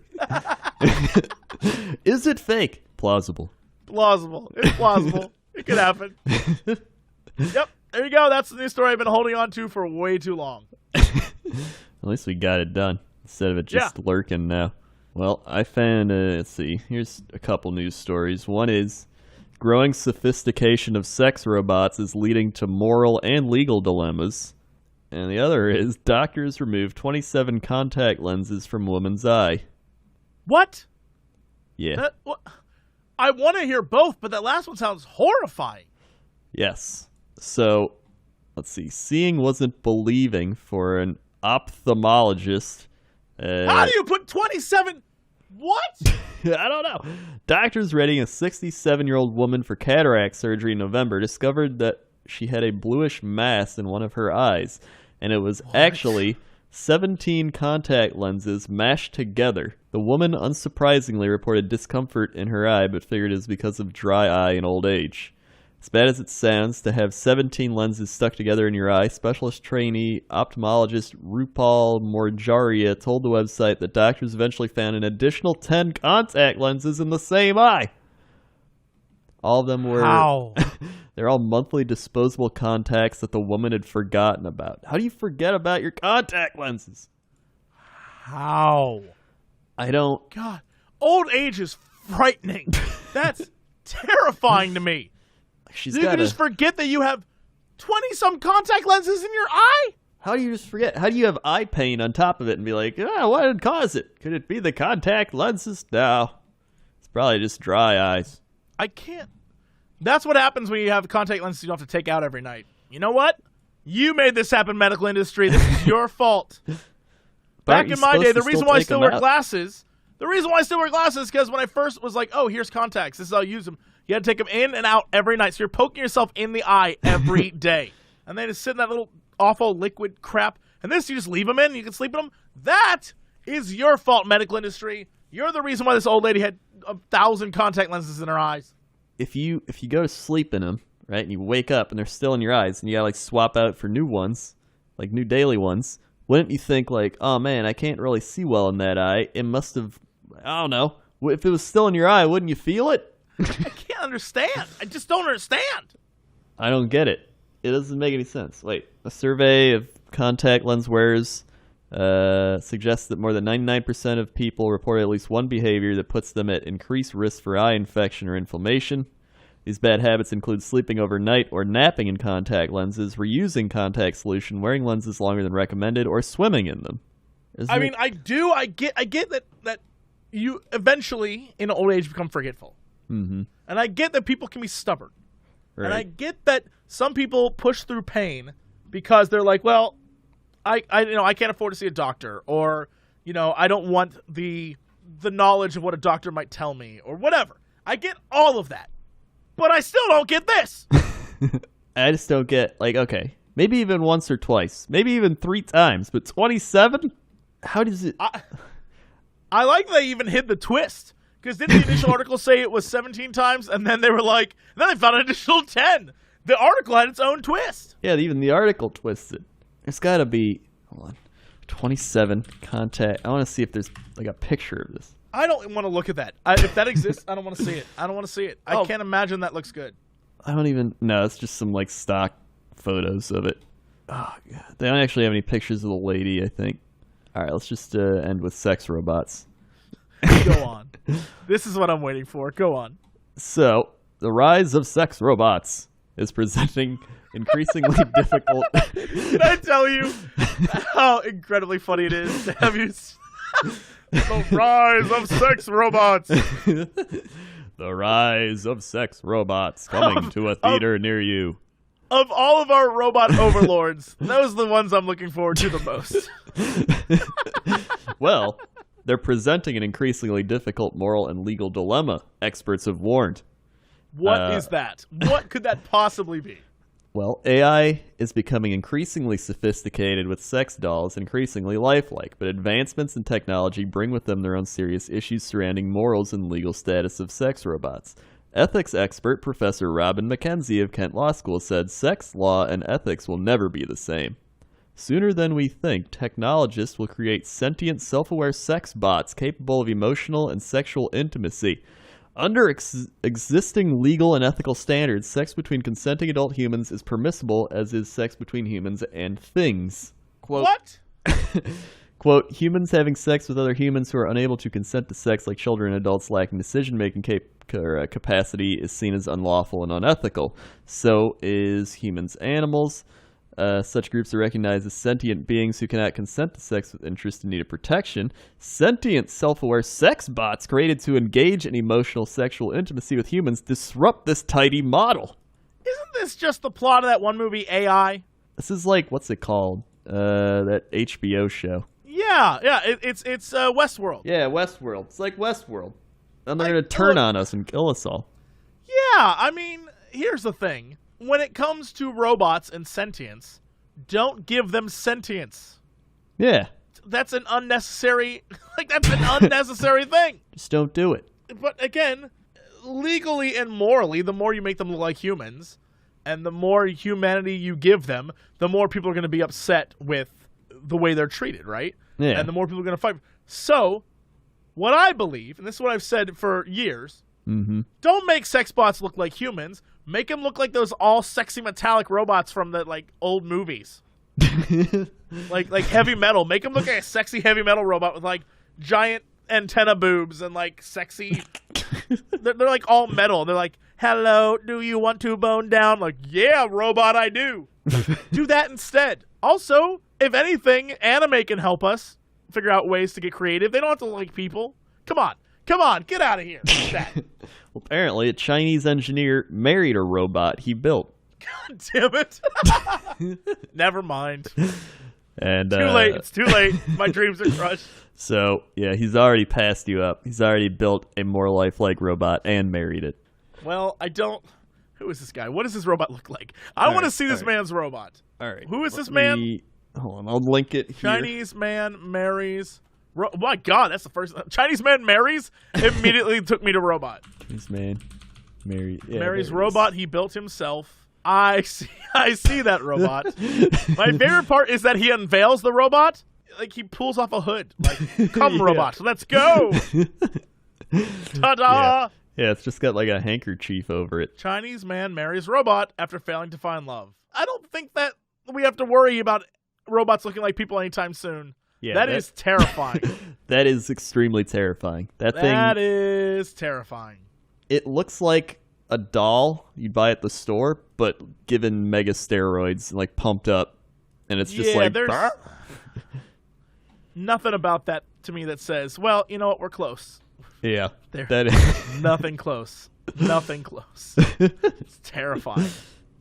What the reaction in China to the union has been mixed, with some social media users mocking Zhang and others wondering if it's all a publicity stunt. You won't have her mother looking down on you. You won't have the pressure to buy a home when you get to save money and energy, one user wrote. He'll slowly get old. His face will become wrinkled and his hair will grow white, but he will upgrade her to grow old or just be prettier. What? I don't know. There's another article called 5 Men Who Are Already Addicted to Sex Robots. Who are they? You gotta find out. Leading robotic experts claims in the future we're going to become addicted to robot sex. That's fine. This one says 5 men profiled below have already found true love in robots. The guy in the main thing.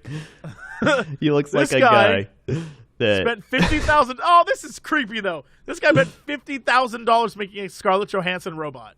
Oh my god, that is Here's really the thing: creepy. doesn't look anything like her. Like you wasted $50,000, dude. You could have spent that money to go on a date with a girl who just looks like Scarlett Johansson. Oh my god! You see, is this the same thing that you're looking at? Number 5 is Doug Hines. What? I haven't seen Doug Hines yet. I'm scrolling down. I think the best part is it says it is the first robot equipped with AI and able to carry on a conversation. You just look at it. It's like the only conversation it has is "kill me." Oh my god, it's so funny. But he looks so proud to have made it. That is scary. After being married and divorced to 3 human women, Murray found love in his sex doll. He likes to come home and tell Noni about his day. He says he also enjoys buying her clothes and dressing her. Noni doesn't seem thrilled. Even his robot doesn't like it. They're just like roasting these dudes in this article. I mean, at least Noni kind of looks a bit real compared to the other ones. Nope, not even in the least. Compared to the other ones, it does. The other ones look like weird duh. Listen, it doesn't. All right, it doesn't look real. It's weird. Okay, but the other, terrifying. I saw the other. Number 3 is Dave Cat. I saw that on TLC, and then the one David Mills with Taffy. That just looks like somebody who would go to Vegas and be sitting in the hallway with all his money gambled away, but he'd be like, "I got Taffy." Taffy's back in the room waiting for me. I mean, really, it comes full circle because Chad Swaglord, plastic surgeon guy, he's essentially creating real life sex bots. I mean, with plastic surgery. Those are still people. Not in his mind. You're probably right. All right. Well, God, that story blew my mind. We've come too far as a society. Really, we need the purging influence of a new comet. Just something to take us out, start us at 0. Nature's even just like, come on, guys. This is too crazy. This is too much. Yeah. I can't. Oh, boy. Down the rabbit hole we went today. All right. And what is our big news story of the day? Big news story of the day. There's some interesting things. Let's see. We got Mexican village celebrates mushroom with image of Jesus on it. Of course. California community worried that, quote, chupacabras are stalking their pets. It's getting better. That's straight out of like Coast to Coast AM. Outback Steakhouse at center of bizarre conspiracy theory. I saw that on Twitter. Apparently, people are like connecting the dots between Outback Steakhouses and communities, and they all make pentagrams. Yeah, I think they're just strategically placed so that they can, get the best revenue from the suburbs, but also worshiping Satan. And Satan, yeah, of course. No doubter. Woman calls 911 with boa constrictor wrapped around her neck. Yeah, it bit her face or some shit. Like someone had to cut off a head. Yeah, I saw that article too. Huh. Man brings suspiciously chill peacock on subway. I like that they're just like, that peacock was suspiciously chill. Normally what is that crazy. Peacock up to? Yeah, what is he doing? Something's not right with that peacock. He's suspicious. A clown with one arm wielding machete arrested after terrorizing town. Of course. I kind of want to know the backstory. You have to arrest him. He's a clown. Yeah. The DC Cause creepy clown. No. I gotta read the clown. I'm too curious. All right, go for it. Clown with one arm wielding machete arrested after terrorizing town. A report of a garish clown brandishing a machete was no laughing matter to police in Maine, who took a 31-year-old man into custody for frightening residents in a small rural community. Can I ask you a question? Okay. Do you think the author, when he wrote this piece, was drinking heavily and sighing the entire time when he was like, arrested a clown, it was no laughing matter? He like took a drink and like put it down. He's like, One of these days, he looks over at the pistol next to him, and he's like, one of these days. But he makes a pun about the pistol. Yeah, he's like, I don't even know what he would say. I don't even know what the pun would be. I don't know either. I'm not clever enough to think that up. The incident began Tuesday evening when a concerned citizen called police and said a man dressed as a clown and armed with a machete was milling about near a Hollis convenience store. When state police troopers arrived at the scene, witnesses told them the man had fled into the woods. Roughly an hour later, they patrolled a nearby water burrow and spotted him exiting a wooded area. According to police, he was Corey Berry of Hollis, wearing a black hooded sweatshirt and a clown mask. A machete was duct taped to his amputated arm. Oh my God! He was intoxicated. Questioned by police, as he would be. Barry said he was clowning around. Trying to play. Now that guy gets puns. That guy is way more witty than we will ever be. He is trying to play a prank that copied the creepy clown sightings that garnered media attention in recent years.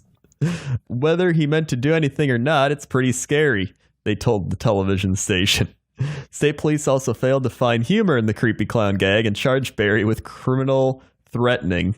Criminal threatening? He was released from York County Jail after a $200 bond.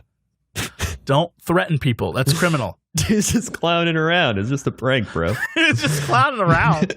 I like that he probably looked at the officers with a straight face and just said, just clowning around. Oh my God, look at his face. Hold on. There's a picture. He's got that. He looks. You know he was like, just clowning around. He just looks so nonchalantly like, just clowning around, man. What am I supposed to do? I don't even know, man. Just clowning around. Just clowning around, dude. Come on. He definitely looks like what I imagine a guy who would say just clowning around after being caught by the police while wearing a clown mask would say. This is a good story. That was an excellent story. Hold on. I want to see the Chupacabra one as well.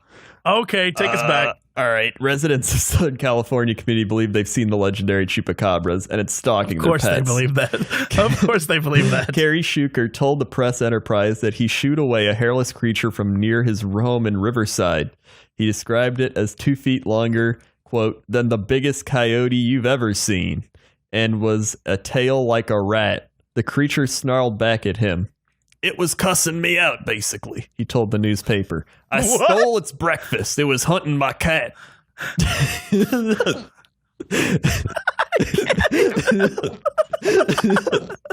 It was cussing me out, basically. Basically, yes. That snarl was him going like, you son of a bitch. I'm going to come back here and kill your whole family. The Press Enterprise quoted 3 residents who say they've seen the creature and worry it could kill pets or maybe even attack someone out for a stroll.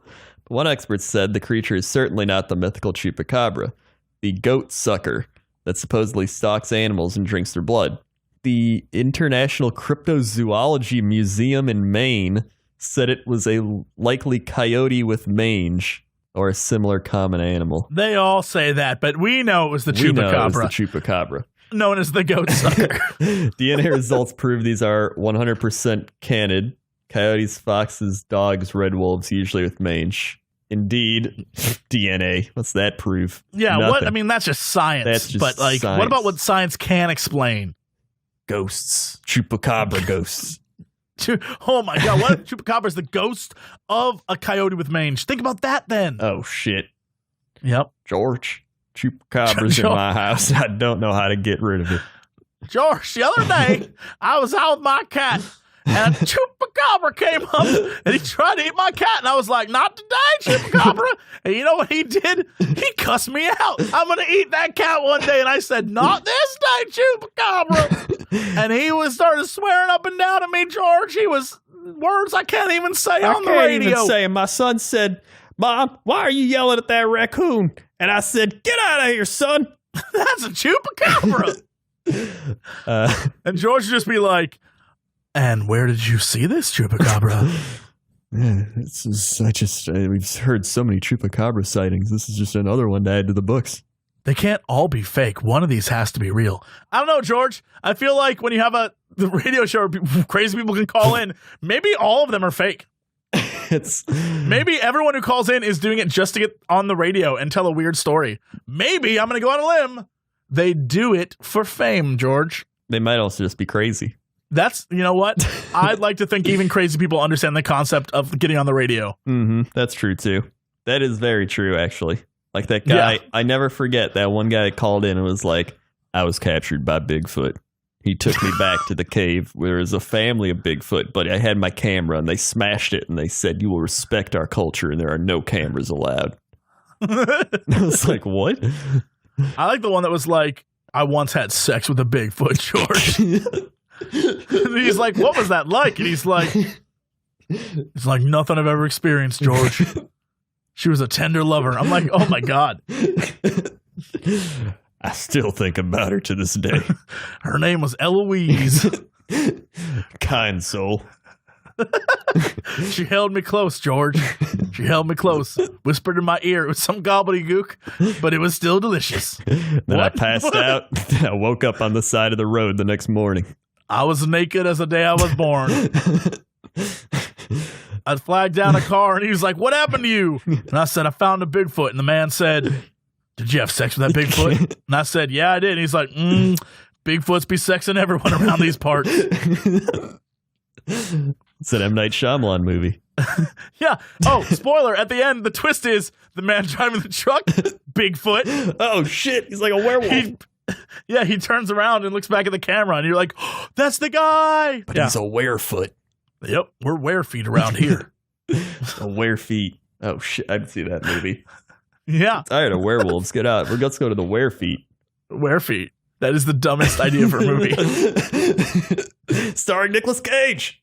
Oh, as the Bigfoot. Nick Cage is the villain. The Bigfoot that sexes people up is Nick Cage. I'd love to get close to you, and I'd love to feel your body. And starring as Eloise, Nick Cage. My name is Eloise.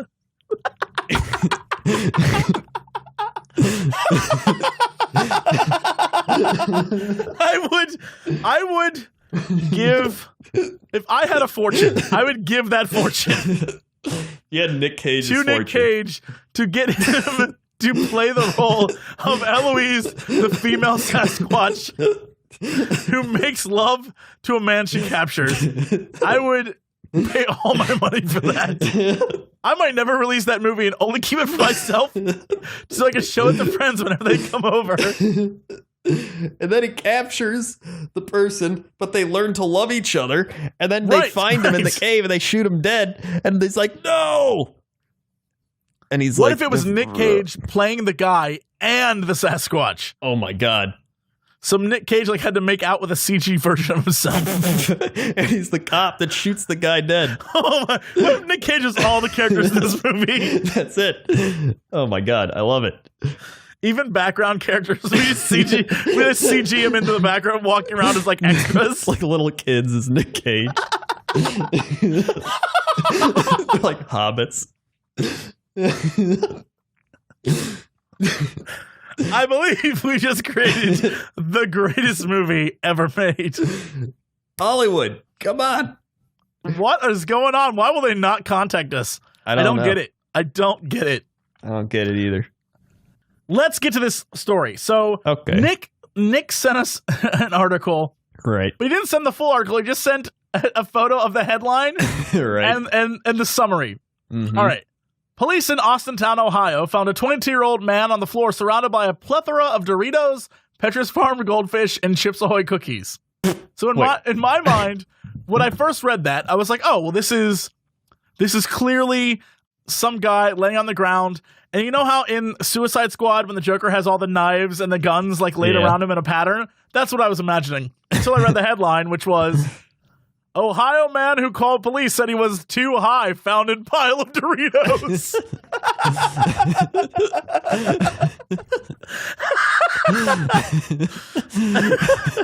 I like how you have the good sense to know, guys, I'm too high right now. I need help. He was so high. He laid out Doritos and Goldfish and Chips Ahoy cookies and just laid down in them. Hold on. I gotta look this up. What's the title? Ohio man who called police said he was too high found in pile of Doritos. Ohio man made a strange, not so wise, called the police to tell them he was too high. Police arrived at 5:20 p.m. They found him on the floor in fetal position, surrounded by a plethora of Doritos, Pepperidge Farm Goldfish, and Chips Ahoy cookies. The man knows what's up. Apparently, he gave the officer the keys to his car where he had smoked the pot. The cop recovered a pipe, rolling papers, roaches, and a glass jar of marijuana. According to the police report, charges are pending, and that's his story. I don't know why he should be charged. He called them asking for help. Yeah. You don't help him by putting him in jail. You help that man by getting him some Funyuns. Yeah. Clearly, he didn't plan that out. Doritos, Pepperidge Farm, and Chips Ahoy, that's fine. But Funyuns and, like, White Castle would have helped that man. If the police were really doing their job, they would have brought that man a White Castle case. I bet after they did that, they stole some of those Doritos and Chips Ahoy. I bet they took the pot, too. Well, they definitely took that. I mean, obviously. Yeah. And then, classic place. Classic pot smoking police. Oh my God. So this is the story I found. Okay, I'm ready for this. Now, was this sent to us, or is this this someone was sent to us? Okay. This was sent to us by whoever sent me this, you'll know. Yeah, you'll know. It's in my Twitter, but I gotta go back and find it. I don't got time. Florida woman drunkenly bites man's fishing line, swims away with lure. What? Yeah. Wait, what? A Florida fisherman got quite the catch Tuesday, but it happened to be an intoxicated 20-year-old woman. Authorities were called. Wait, what? Yeah. Let me show you a picture as well. That'll help. I don't know that it will. Nope. All right. It kind of helps. She just looks sad, though. She looks like she's mad she bit the lure. The fisherman told deputies that Alexandria Turner, 22, appeared to be intoxicated when she swam up to his fishing line and cursed at him. The 22-year-old woman then allegedly bit the fishing line and swam away. When Turner was asked to come to the pier office, she reportedly became belligerent and refused to walk inside. Turner then started upsetting the sense of public norm at the pier when police tried to take her into protective custody. Turner refused to let deputies handcuff her and screamed, "I'm effing naked," several times. She was later arrested for disorderly intoxication and resisting arrest without violence. I have so many questions. All right. Where is this place that he was fishing? So is it a swimming area? Is it a place to swim and fish? I'm not And why would sure. you fish in the same place people are swimming? Either this guy was in a terrible fishing place, or she jumped into like a place where people fish. And why? Why'd she do that? Why'd she then see the guy get in a fight with the guy? What was the fight about? Then why was her response to bite the lure and then take it? Like, she bit a fishing line. Why? Why? Yeah, I don't know. And the rest of it makes sense. The whole, like, don't touch me, I'm naked, that kind of, like, that makes sense because if you're already crazy enough to do the other stuff, you're definitely crazy enough to do that. But this is why reporting is going down the tubes. Yeah. No one is getting to the bottom of this story. Why is she doing all this stuff? Yeah. Well, someone said Turner, who was wearing a bikini, became belligerent and screamed, "I'm effing naked." So she was wearing a bikini. Well, maybe to her, that's nakedness. Yeah. She smelled of alcohol. You don't define what naked is to people. She smelled of alcohol? No shit, she smelled of alcohol. Here's the thing. A lot of people smell of alcohol and they're drinking, but they don't bite a fishing line. That's why there's something that was going on between them. Were they like exes? Were they in a relationship? What if she knew he loved to fish? Yeah. And he is about to catch a big fish and she's just like, not today, and just bit it. No What fish. if she was being coy? What if it was a little flirty business? What if she's What a if she coy was fish? like, "Are you gonna catch me?" And then she bit it, and then the guy was like, "What?" You never know. What if he was being a flirt and he was like, "I'm trying to catch fish, not a broad," and then she got mad, right? There's got to be a story here that we don't know. Yeah. What if that's what they're into? Yeah, It was maybe they're into fish play. Yeah. Fish play is hot. Don't knock until you try it. Yeah. Oh, here's the pier. All right. I just found a thing of the pier. All right. Okay. We're getting to the bottom of this. So the pier. So it's straight up a pier. It's like Yeah. the Venice. It's like the Venice Boardwalk Pier. Yeah. This isn't for people. I wouldn't want to go swimming there. Yeah, that's like. I would not even want to be on that pier. Yeah. The issue I have is the photo you're taking, or the photo that you have, literally features a disembodied human being, Oh, yeah, it does. and then a man with no feet. What? Look at that. That man has his feet. Why are his feet over what? Oh, I think this is from Google Maps or some shit. So it like just got a really bad image capture of the pier. Oh, okay, I was about to say, like, his feet are like half a foot away from him. Yeah. And there's a disembodied shadow of like a person pointing at another person. This is some horror film stuff right here. This is what you see on one of those videos that kills you 7 days later. Yeah. Speaking of which, I feel like ghost shows have fallen off. Ghost shows have, because everyone realizes that they're garbage and full of shit. Ghost shows are stupid because like they're not real. It's like guys overreacting to camera edits. Yeah. Like, bro, did you see that? Oh my god. And then like nothing happens. And then it's like, after the commercial break, we'll see if they saw it. And there was nothing. He's like, oh, I felt it. And they're like, but look at right there. You see that particle? Like the dust? And they're like, yeah, the ghost. I'm like, That is a apparition. It's known as a death sprite in the industry. And you're just like, what? No. Yeah, they make up their own science things too. There's like So dumb. the electromagnetic fields are the things that the ghosts feed off of, and that's why when it's a high reading, the ghosts appear. And it's like, okay. We're going to use this monitor, and it's literally like this thing that goes, and then every once in a while be like, apple. They're just like, oh, the ghost wants an apple. They're like, what? Samantha. Does someone know anyone named Samantha? And then they find something to fit it. Yeah. They're like, well, in 1972, there was a girl named Samantha who stayed here. Do you think the ghost is related to her? It's like, oh, God, no question. You guys are the worst. No doubt. Yeah. Pineapple. Well, Here's the thing. pineapple.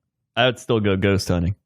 I want to go ghost hunting so badly because only for the goofs. I know that if I took Davis ghost hunting, he would lose his mind. You would. Davis definitely would.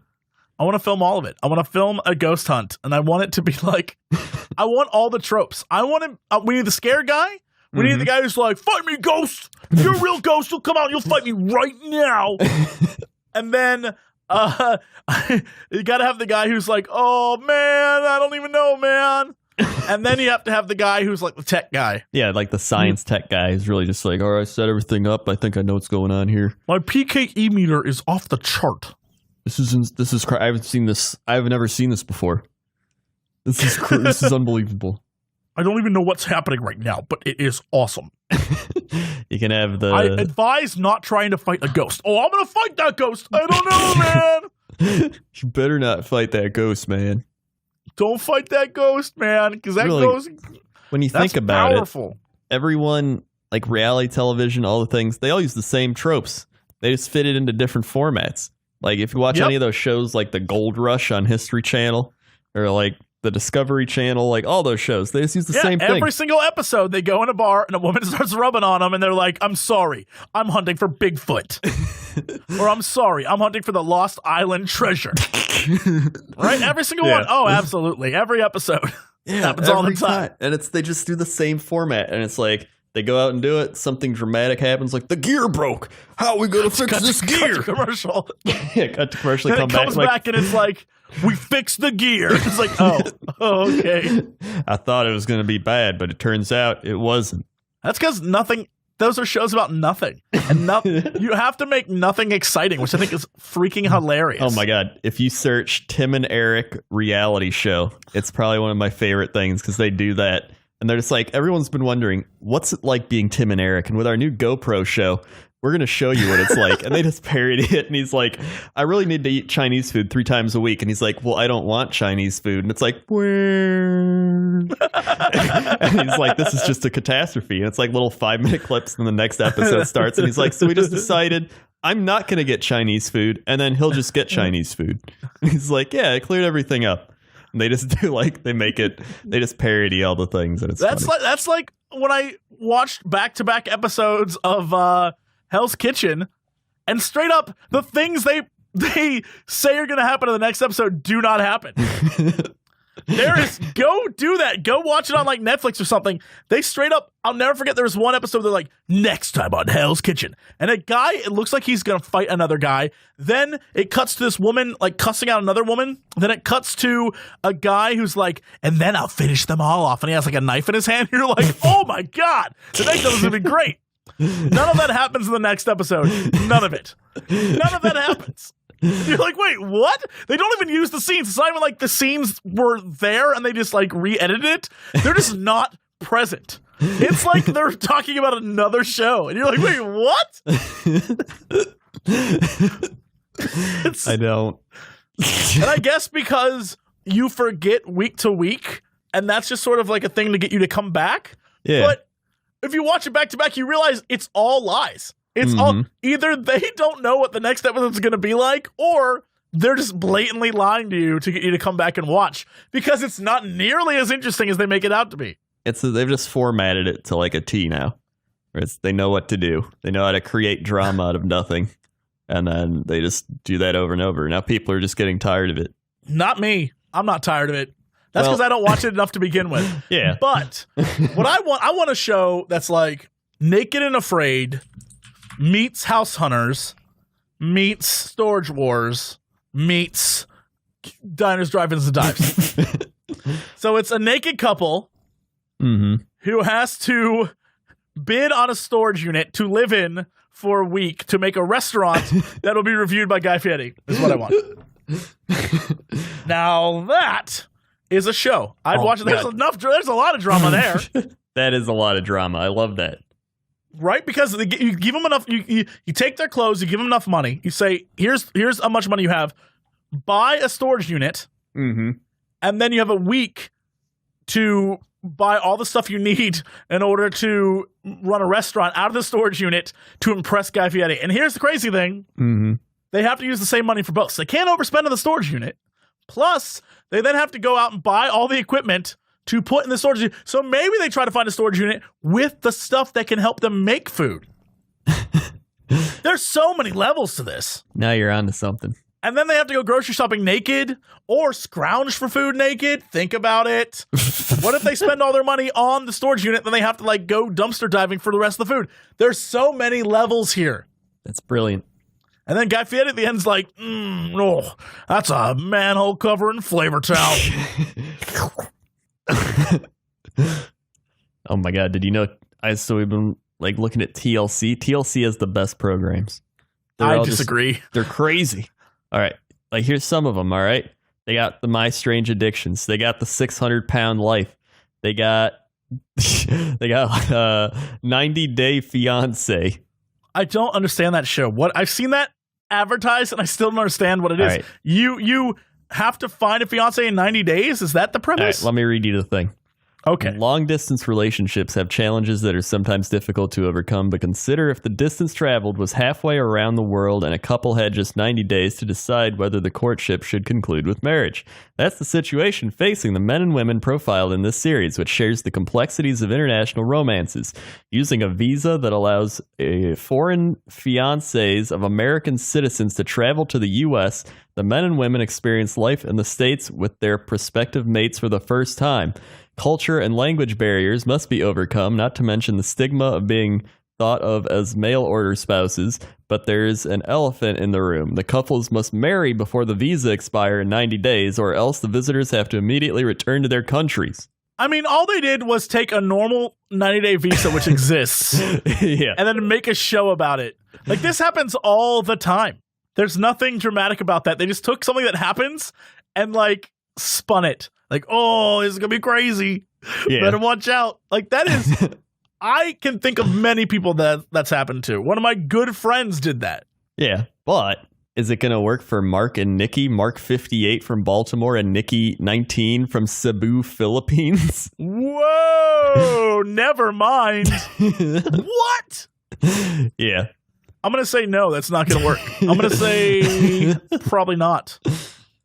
Yeah, well, what about there's Alexi 27 from Israel, Lauren 27 New York. Well, that's more normal. That's cute. That could work. There's let's see, Fernando 39 Miami, Carolina 22 Colombia. You know what? I hope it works out for him. A lot of these are just like Alexandra 21 Russia, Josh 22 Ohio. Yeah, like those. I want to see the ones that are like Jonathan 64, Katarina 19. Yeah, the Mark and Nikki. Those are the ones with drama. Those are the ones that you're like, oh, this is going to be a mess. I can't wait to see what happens here. Yeah. Let's see, Mark and Nikki. I just want to see. I wonder if they already did. Mark and Nikki, 90-day fiance update. Where are they now? Yes. Mark and Nikki. When 19-year-old Nikki left the Philippines to be a 58-year-old Mark, the relationship was met with lots of backlash. So much that Mark is now suing TLC for misrepresenting his image. Whoa! But did they get married? Although the couple is keeping their relationship under wraps, fellow 90-day fiance star Jason says Mark and Nikki are still together. Yo, all Shit, right. Dude. Also, neither of them look the age they're supposed to be. That's true. Neither of them look like the age they're supposed to be, but that's fine, I guess. Oh, 90 Day Fiancé Season 3. The couple who met in Thailand, Noon and Kylie, are they still married? Good on them. Yeah. But they both look to be the exact same age. Yeah. All right. I want to watch this show now. Aw, and then Melanie and Devar met in Jamaica, and they're still together. See? Yeah. It can happen. It can happen. Yeah. Kiriam and Alan met in Brazil. They're still together. See? Shit, dude. Love can blossom overseas. That's because most of these people are like relatively normal. They just found love overseas. I'm trying to find the ones that are like next level crazy. My name's Billy Joe, and I just found my bride in the Arctic Peninsula. Paula and Russ. Paula came all the way from Colombia to marry Russ. Although being stuck in Oklahoma wasn't easy for her, the couple prevailed and got married. Even though the couple are living in different cities at the moment. What? They're still together and shared an adorable picture on Valentine's Day. All right, I guess. Lauren and Alexi, a lot of family drama, and a bachelorette party almost made Alexi call off the engagement. The couple tied the knot on the spinoff show Happily Ever After. They're still together. Oh my God. So I was looking through the other shows. There actually is a Naked House Hunters. That's what I want! It's called Buying Naked, and it lasted one season. Buying Naked. What I want is ridiculousness. I want TV shows to be silly. Like, I want the shows where it's like a couple that is completely not right for each other are forced to be together. Yeah. Right? I want a show where a bunch of dudes are like, bro, $1,000 if you will get nude. And it's called Buying Nakedness. And it's like, guys, but I guess that's Bang Bus, isn't it?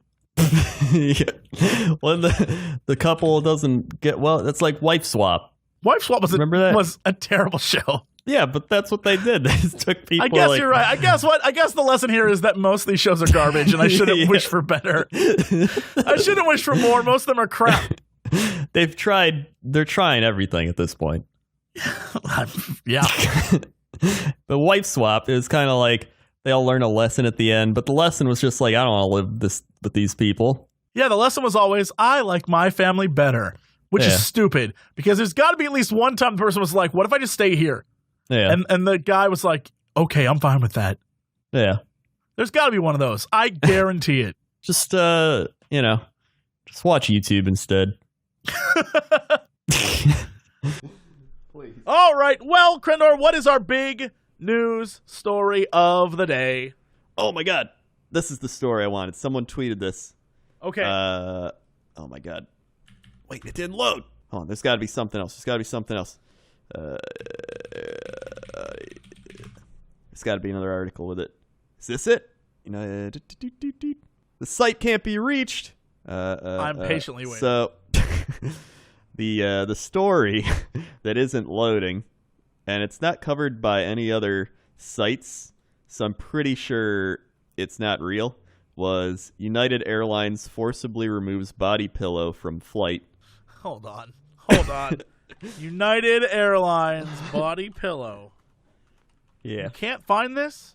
I found, the main article they linked. I see but Annie Maru. Yeah, that's the only one. And it won't load. It can't be reached. Yeah. Is United Airlines trying to cover up this? Oh, shit. They're probably trying to cover it up. Oh, they have to be trying to cover it up. Of course they would. Why would Annie Maru lie about this? They wouldn't. I trust them, and they're very trustworthy. This is one of the most trustworthy news sources in the world. Oh, my God. All right. I found two. So I want to read the sinkhole swallows man's leg as he crosses New York City street. What? Yeah. So here we go. A man crossing a New York street had his leg swallowed by a sinkhole after the road abruptly gave way beneath him. Photos and videos posted to social media show the unidentified man awkwardly sitting in the middle of a crosswalk, but with his right leg almost entirely vanishing into the asphalt. What the shit? What? Oh my God, it's real. I need to see this. Do we have a photo? Yeah. Boom. Oh Look at this. Oh my God. What? His leg just went into the asphalt. How? Though how? I don't know. It really did. Oh my God. It looks like the ground just ate his leg. Yeah. The earth is starting to eat people. How is the earth is done with humans. It's starting to just turn against us. But it's such a small, when I visualize this, I visualize, a sinkhole, a giant asshole that opens up in the earth. And I was like, how did he fall in? Maybe he had a prosthetic leg and the leg fell off or something. This is a dude walking on a crosswalk and a little tiny circle appeared right where his foot was and sucked up just his leg. And he's stuck in the ground, but it's such a tiny area. You can't even walk across streets anymore. The police and everyone showed up and they're just trying to help this guy, but he's I guess they got him out because they put a cone over the hole in the ground. Oh yeah. They must have Hey guys, don't drive over this hole in the ground. Wait, what the?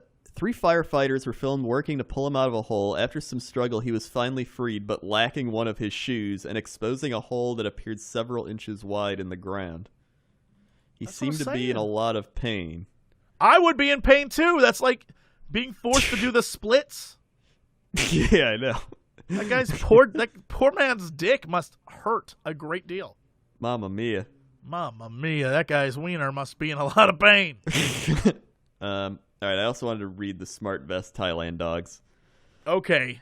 An advertising agency in Thailand has developed a smart vest that potentially could turn stray dogs into guardians of Bangkok. Equipped with a hidden video camera, the vest has sensors that transmit live streaming videos when the dog barks, showing what the dog sees via mobile phone. These are stray dogs on the street. Most of Thai cities, and the developer thought smart vests could help both the dogs and the community. It'll make people feel that stray dogs can become night watches. Who is a set of guys? Oh my God, dog team. Cops! Yeah, dog cop. Martin Turner, manager director of Phuket-based Soy Dog Foundation, which was formed over a decade ago to save stray dogs and cats across Thailand, welcomed the initiative. Turner says that there are many cases of cruelty against animals in Thailand, despite introduction of the country's first animal welfare law, which penalizes wrongdoers with a maximum of 2 years imprisonment and 40,000 baht, which is $1,200. The project began in March this year and took about 5 months to materialize. Developers say a lot more tests are needed before the vest can be introduced into communities for trial runs. Really, all it's going to be is video footage of dog butts Yeah, I know. And like trash cans and like sniffing crotches. There's not gonna be. They're gonna be like, "What did we get on the dog cam today, sir?" Well, you're not gonna believe this, but a lot of butt. A lot of butt. Like just a lot of dog An ass. insane amount. Let me tell you the real news story that I didn't tell you about yet. Okay. This is the big one. All right. KFC launches chicken sandwich into space next week. This is the big news. You're right. This is the big news. This is the one. I gotta hear the story. It's one small step for a chicken sandwich and one giant leap for fast food. Uh-huh. On June 21st. Oh, we passed it. KFC. It's already in space? It's already in We space. missed this momentous occasion? KFC plans to launch its Zinger chicken sandwich into space via high-altitude solar-powered balloons known as stratolites, a word combining stratosphere and satellite. Of course, please. The chicken sandwich will zip up to about 28.5 miles above Earth, not quite the 62-mile threshold to be considered the edge of space, but as the New York Times notes, it's cheaper than shooting off an orbiting rocket. Assuming the launch goes... Yeah. KFC ain't going to spend that kind of money. Yeah. KFC ain't got rocket money. They got balloon money. Go to McDonald's if you want that rocket money. Yeah, they'll do the rockets. Yeah. Assuming the launch goes off, the balloon and the sandwich will float above Earth for at least 4 days, while the Stratolite records telemetry data to help future launches by Worldview. The launch manufacturer of the balloon, according to the Associated Press, says, whether anyone wants to eat the sandwich after remains a mystery. KFC is funding the flight of the Zinger, which will mark the balloon's first multi-day mission. Worldview co-founder and Chief Technology Officer Tabor McCallum told the website that the project will benefit both companies. The mission offers edge of space access to KFC. Pause. That's bullshit. There's no way. It'll benefit both companies? How does that make it? There's no way. There's no way. It doesn't make any sense. The edge of space. Find the KFC on the edge of space. We've always wanted to go to the edge of space. KFC has always wanted to have a KFC on the edge of space. It's a double win. It is. There's going to be a KFC on the space station soon. Yep. The Stratolite launch will be streamed at KFCIN. Get out. Hold on. Address. All right. KFC.in. No, KFCIN.space. Oh my God. It's in a little bucket. It's in a little bucket. It's a KFC in a little space bucket. Oh my For those God. who've been asking, oh my God, they made a video and they put it on the KFC YouTube channel. It has 1,000 dislikes. They took KFC into space and 1,000 people hated it. Oh my God. There it is. But the first comment is, I can't believe they actually did this. I thought it was just a joke from the commercial. The next comment is, hopefully this drops on my property. Why? Why would you want that? Why would you want that? He's going to eat it. The KFC sandwiches, even after like 10 minutes, everything in it is soggy and gross. Why would you want it after it's been in space for 3 days? Well, because, quote, the time has come to explore beyond our known horizons, to push KFC's spicy, crispy chicken sandwich to new heights. Get out. Sure, there'll be questions like, why? There's some ad exec hired by KFC that thinks they are very, very smart. And they have just done something amazing. In reality, they've wasted everyone's time and money. Everyone's time and money has been wasted. They'll be at a party and they'll just be like, what do you do? And they'll be like, I gotta help send the KFC chicken sandwich into space. I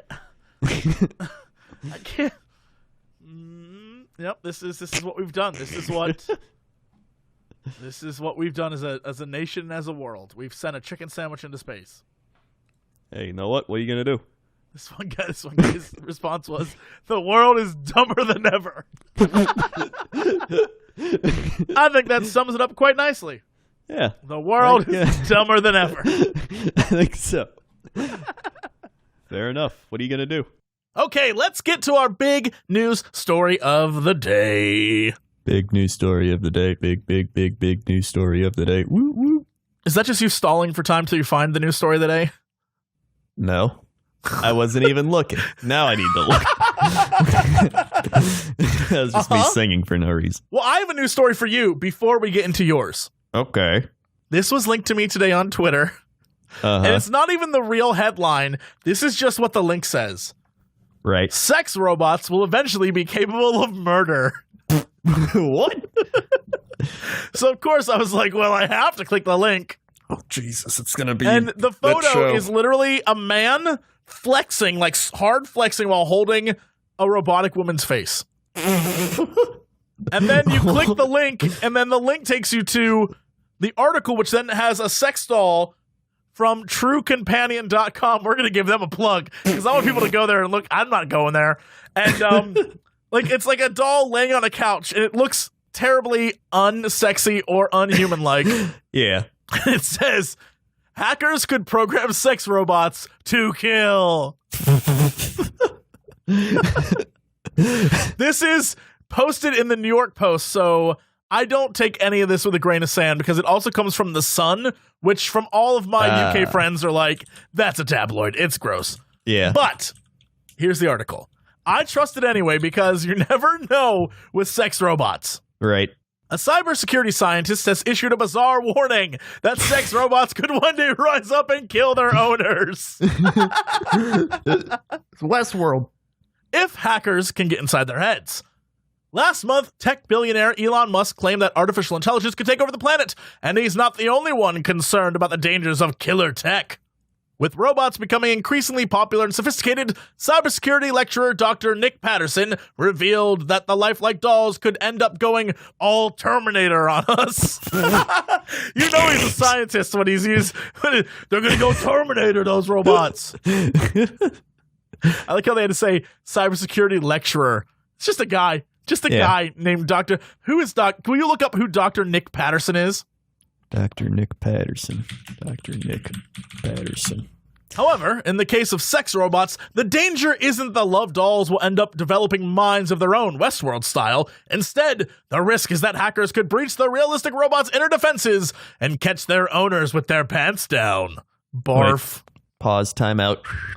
So, Dr. Nick Patterson is either a deep chiropractic massage person or a PhD computational biologist in the medical and population genetics program at MIT at Harvard. I don't know if that... I'm going to look this up because there's a link to another article where the Daily Star is told by this Dr. Nick Patterson. Cybersecurity lecturer Dr. Nick Patterson. What the hell? All right. This on the dailystar.co.uk. Mm-hmm.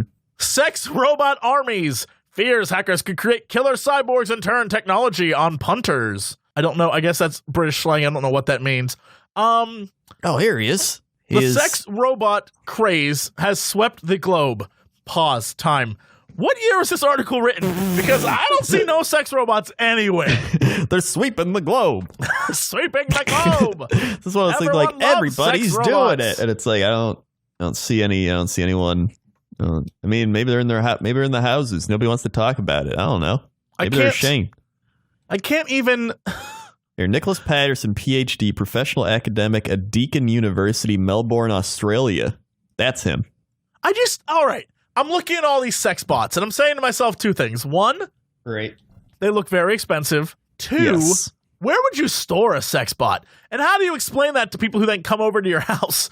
Like, yes, this is my sex bot. Like, this is a lot of questions. Well, would you keep your sex bot on the couch when people come over? I'm just saying, you can never, once you buy a sex bot, you can never have sex with a real person again because that shit would just, like, I feel like people would become like someone would be at your house, and eventually someone would discover you'd live a paranoid lifestyle. Like, don't go in that closet.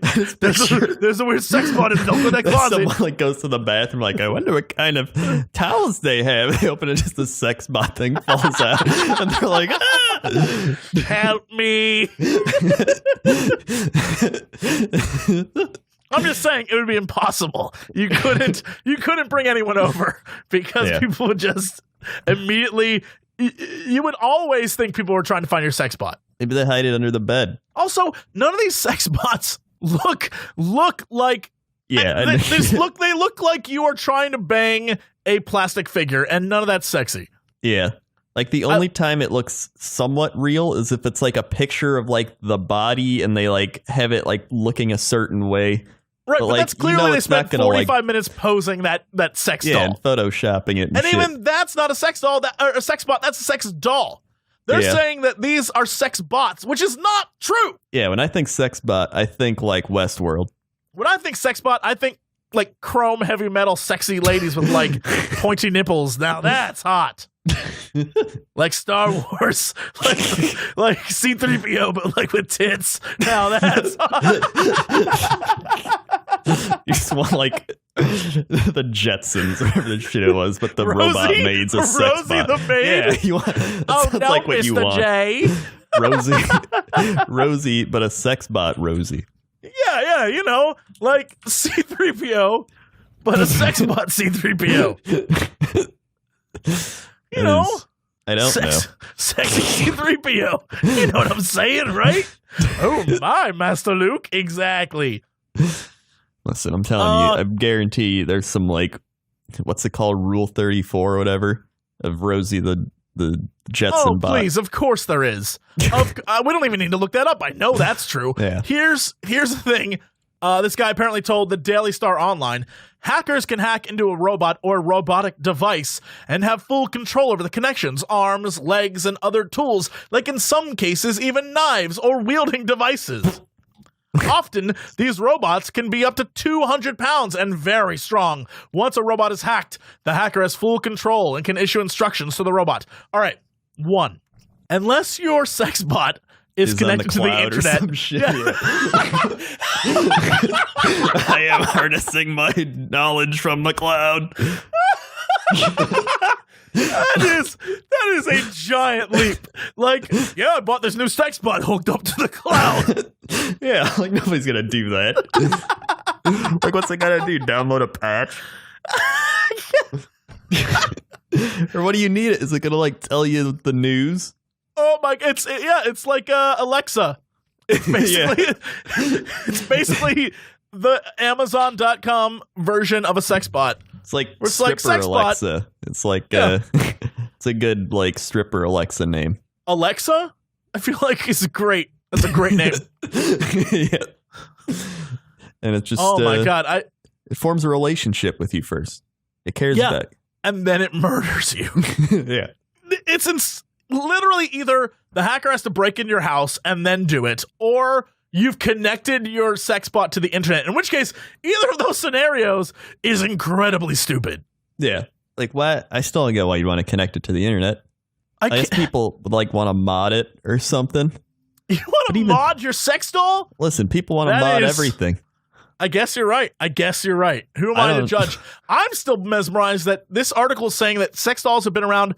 Sex dolls. I was about to say sex bots don't exist, first off. But apparently they've been around for 40 years. What does a 40-year-old sex doll look like? And why do I think it'd be the funniest thing on earth? 40-year-old sex doll. Oh, this is so weird. Of course it's in Japan. And it just looks bizarre. Oh my god. These are so weird. It just brings up like the TLC show and stuff. I can't. Japan. Oh, Japan. God bless. Japanese. It's literally just all Japan. Yeah. Classic. All right. So is there anything else about this? Once a robot is hacked, the hacker has full control. Yes, we know. Still doesn't make any sense, or there's no reason for it. Yeah. I don't get it. I don't know. This is my favorite quote. The last thing you want is for a hacker to have control over one of these robots. Why? Why is that the last thing I want? If anything, this seems like the least successful version of hurting me by hack. Like, it doesn't make sense. Like, you've hacked my sex bot. Awesome. What does he think these robots can do? Because at this point in time, there's no such thing. This is all hypothetical mumbo jumbo. This is incredible. Even the article says, this warning may sound a little far-fetched, but the robots run using an operating system just like a phone or PC. That's not how hacking works! This may sound crazy, guys, but you know the robots use an operating system? That can kill you. Windows 10 probably can kill you. Hacking works at all. Like, what's it? Okay, you hack into it. What are you going to do? Like, you'd be like, robot, stand. That's what I'm saying. Robot, look for metallic object. Robot, use thing to beat like, it's not going to do that. I mean, even then, that technology. You have to program you have to reprogram the robot, and the robot then has to be built for the like that aspect of the programming. So, for example, if you tell a robot to punch someone, if the robot's hands are not strong enough to actually physically hurt someone, like if the fingers and everything aren't, it wouldn't do any damage. Right? Yeah. What are you telling the robot to do? Robot headbutt someone. I'm pretty sure the robot's head isn't like solid metal, right? It's not. Yeah. This is nonsense. It's like programming a calculator to like beat up somebody. It doesn't make any sense. It's stupid. It's stupid. It's clickbait. And I hate it. Yeah, I love it. I need more of it. I love it. I want more. I want more of it. I just like how the link was sex robots will eventually be capable of murder. If we're lucky, that's what I'm hoping for. If I can have on my tombstone killed by sex robot, then I will have lived a long life. That's all I want. I want to see a widow and crying children over my grave, and it just say killed by sex robot, and she'd be like, I warned him. I told him not to do it, but he just loved those sex robots. That's it. That's all I want. Well, that implies I have such a wonderful, understanding wife who's like, the man just loved to bang robots.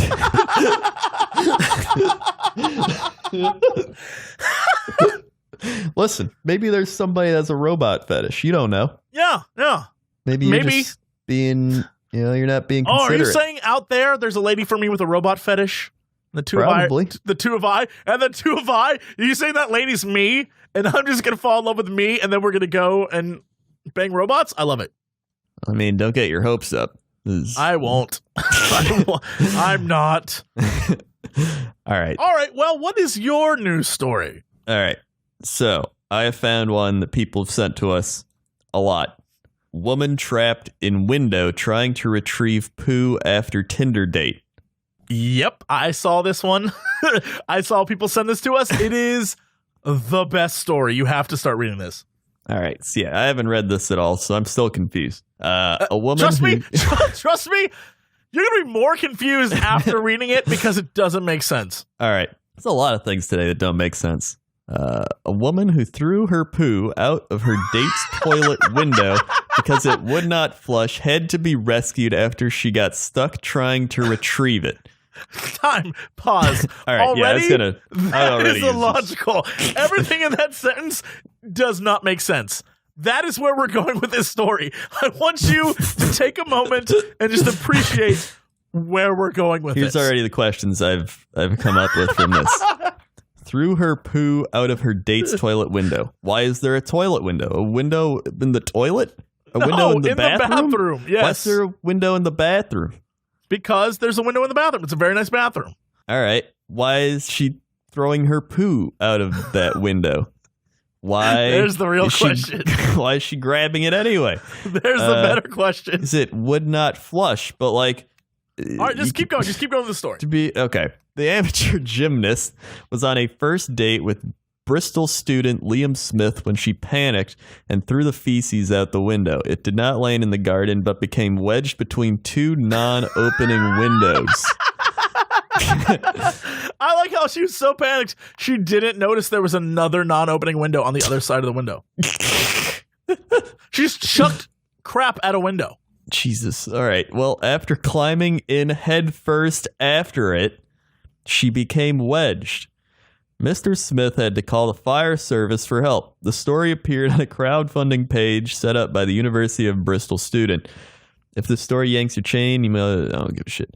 Mr. Smith, who is raising funds to his broken window, wrote that he was on a Tinder date with the woman and they went back to the shared house he lives in.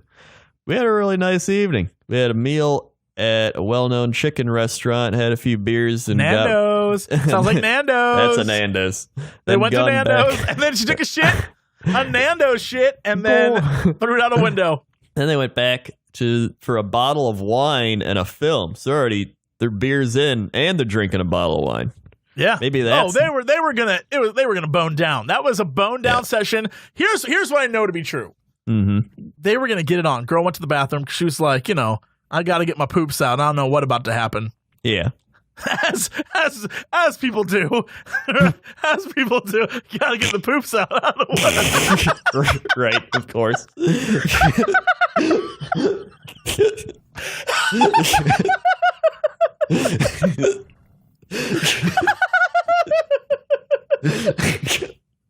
God damn. Gotta get the poops out. I don't know what's gonna happen.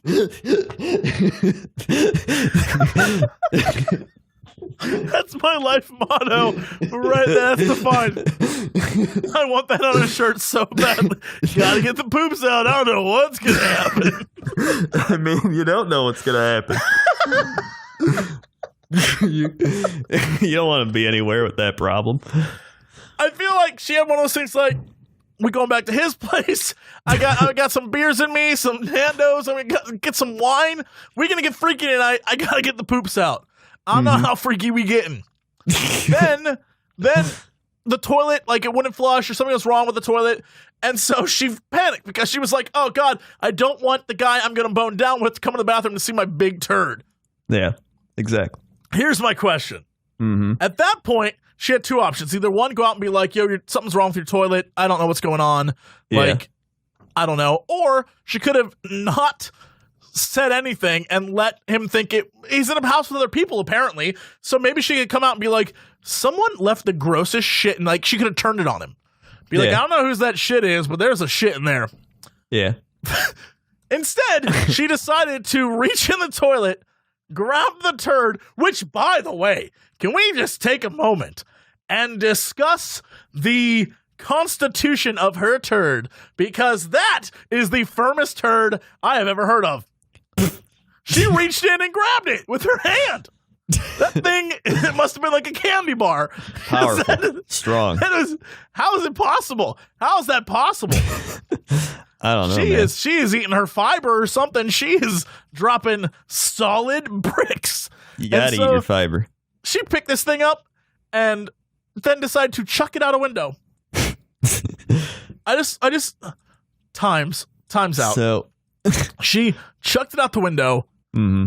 If this plan has succeeded, right, and she had then chucked a turd out the window, right, and then I assume hopefully washed her hands after that. Mm-hmm.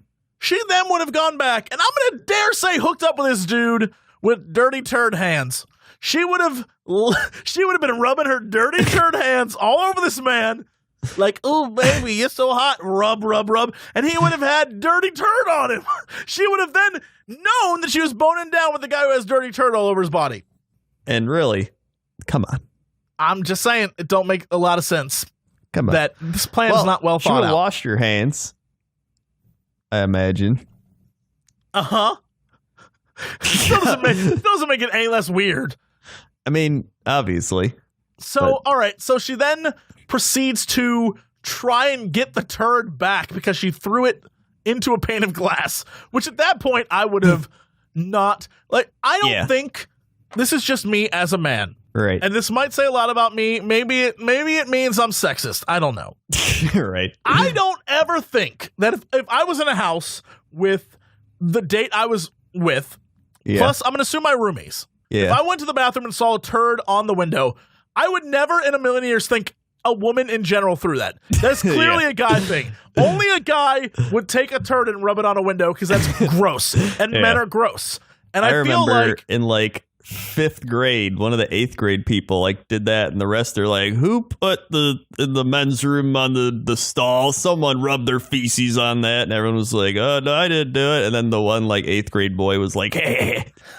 That's what I'm saying. Guys are gross. Yeah. And so I can imagine a group of guys living together. Someone would be like, hey, I threw my poop at the window. I was drunk. And everyone would be like, oh, Steve-O, I'll teach you to so drink gross. my last beer. Absolutely. Right? Yeah. She could have got away with it. At that point, she just left it. Was like, I'm not touching it. Because it's so crazy at that point. I firmly believe no man in his right mind would ever think his date had done that. Yeah. Clearly, he would have blamed it on anyone else in the house, but not her, because that's crazy shit. Yeah. And I think that she should have just walked away at that point.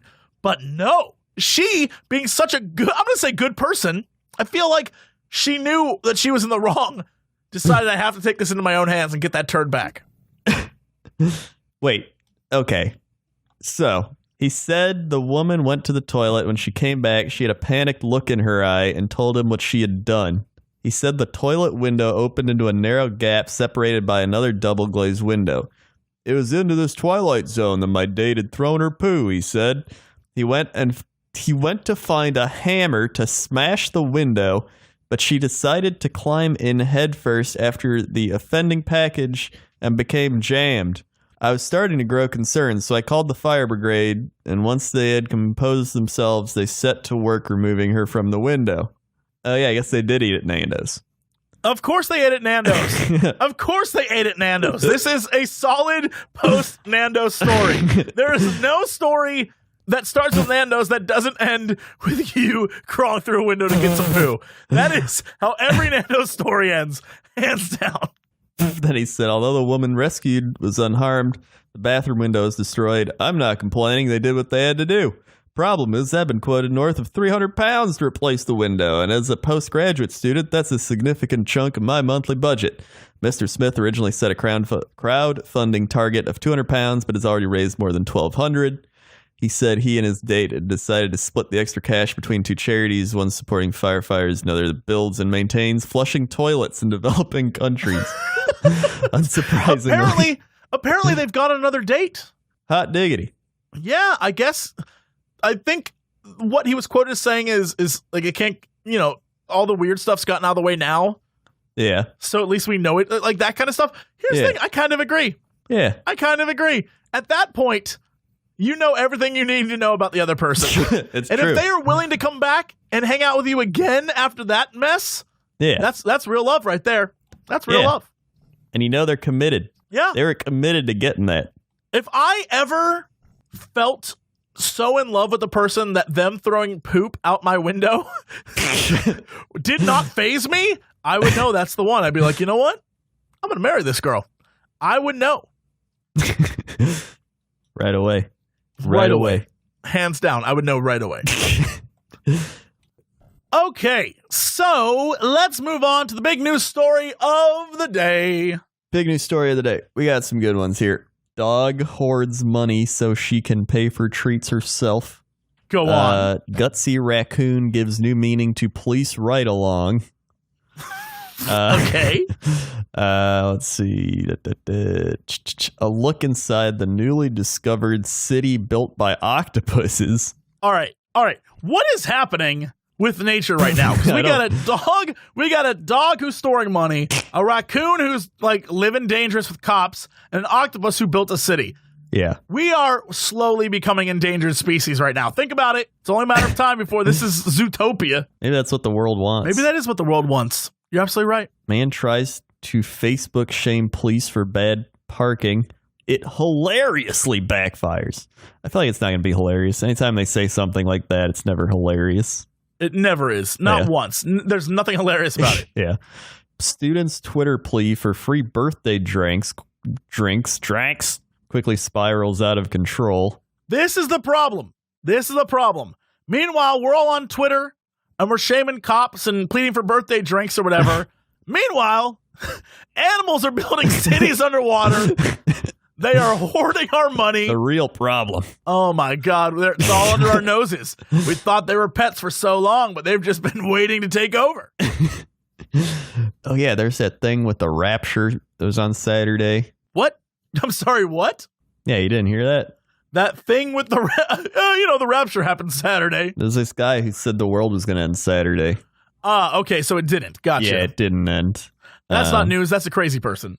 Well, let's see. I picked 3 of these stories that we went about. All right. There's yet another doomsday date approaching, with some claiming that the rapture will start on Saturday. It didn't. The way he got to this was saying Jesus lived for 33 years. The name of Elohim, which is the name of God to the Jews, was mentioned 33 times. It is a very biblically significant, numerologically significant number. Mead believes global catastrophes will be caused by a secret planet called Nibiru passing the Earth on Saturday. The world won't end, but the world as we know it is ending. Time out, pause, time out. Right. 1, just because you say the number 33 appears, or what, it doesn't even matter. Just because you say, you pick 33 out of thin air, yeah. Then you say there's a planet. If there was a planet even remotely close to Earth, we would see it. Well, that's what NASA said. Because NASA is smart, and this guy's a crazy person. NASA and every astronomer said Nibiru doesn't exist. Nibiru and other stories about wayward planets are an internet hoax, the space agency said on its website a few years ago, and similar doomsday predictions went viral. There is no factual basis for these claims. Even fellow Christians are calling out Mead. Mead's views are not endorsed by the Roman Catholic, Protestant, or Eastern Orthodox branches of Christianity. That's because he's a crazy person. While the writers of the Bible have used numbers at times, Stetzer said there were no secret numerical codes that require a profession called Christian numerology. God. Yep. Yep. And apparently now he was like, I didn't say the world would end. I said there'd be like earthquakes and hurricanes. Like, yeah, well, that happens anyway. Yeah, I love that idea of like, man, it's not about the earth ending. It's about a new beginning. And this is the beginning of the beginning. And things are changing around us, man. Like the next 20 years, a lot of stuff's going to happen. And you're going to look back and be like, he was right, man. Stuff did change. Yep, sure. All right, wacko. I was watching that old George Carlin comedy thing from like the 90s or 80s, whatever it was. And he was like, talking about saving the planet, and he's like, really, when they say save the planet, they mean save humans and save me and my family. Yeah, planet will be here long after we're gone. It's like the planets went through meteors, ice ages, plate tectonic shifting, like sunspots. He's like, and we're like, some plastic bags are gonna destroy it. And he's like, maybe the earth likes plastic. Maybe the earth gave humanity so that they could get it plastic, and now their purpose is over. Yeah, plastic trees. Who knows? Who knows what'll happen? Yeah. They mean we need to save ourselves. Yeah. So, speaking of which, students' Twitter plea for free birthday drinks quickly spirals out of control.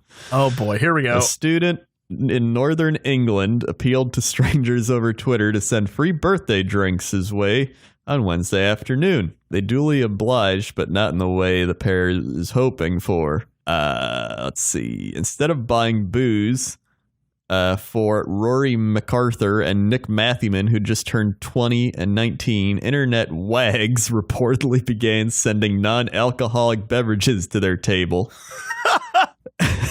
They used the chain's app to order glasses of milk, bottles of alcohol-free beer, fruit juice, ice cream, crispy onions, a plate of peas, and a pot of blue cheese sauce. And Rory tweeted, "What cheeky effort sent him a non-alcoholic Bex." And then the milk came, and he said, "You really think you're funny, don't you?" Well, that's why he kept responding to them, and they were like, yeah. I do think I'm funny. This is not what we had in mind, you sadistic wankers. And there's the ice cream. Then there's the other stuff. Well, that's not bad. Yeah. Also, they got a bowl of peas and they got cheese sauce. Put that cheese sauce on those peas and eat that shit. Yeah. That'd be delicious. It looks like they were eating it. So let's see. Someone ordered them a pint of beer, a bottle of Prosecco, and a Jaeger bomb. Yeah, that's not so bad. Yeah, it's not too bad. Considering, I think for the goof, it turned out pretty okay. Yeah, that turned out pretty all right. I would love to go to a bar and be like, yo, hey, order me drinks via the app. Yeah. And just see what came. See what showed up at the bar. That'd be great. That'd be a funny goof. I'd stream the hell out of that. You know what they would need is they need a thing of like, here, someone offered to buy this for you. Do you accept or deny it? Yeah. That's what it would need. I deny it. Otherwise, it's like, here's your 100 pizzas. Like, Oh, man. Here's the thing, though. If someone sent me 100 pizzas, I would be living like a king. I would go around to all my friends and be like, I have 100 pizzas. I'd make a pizza. I'd make a throne out of pizzas. I'd stick it all in my freezer and in my fridge, and I just eat pizza for like a month.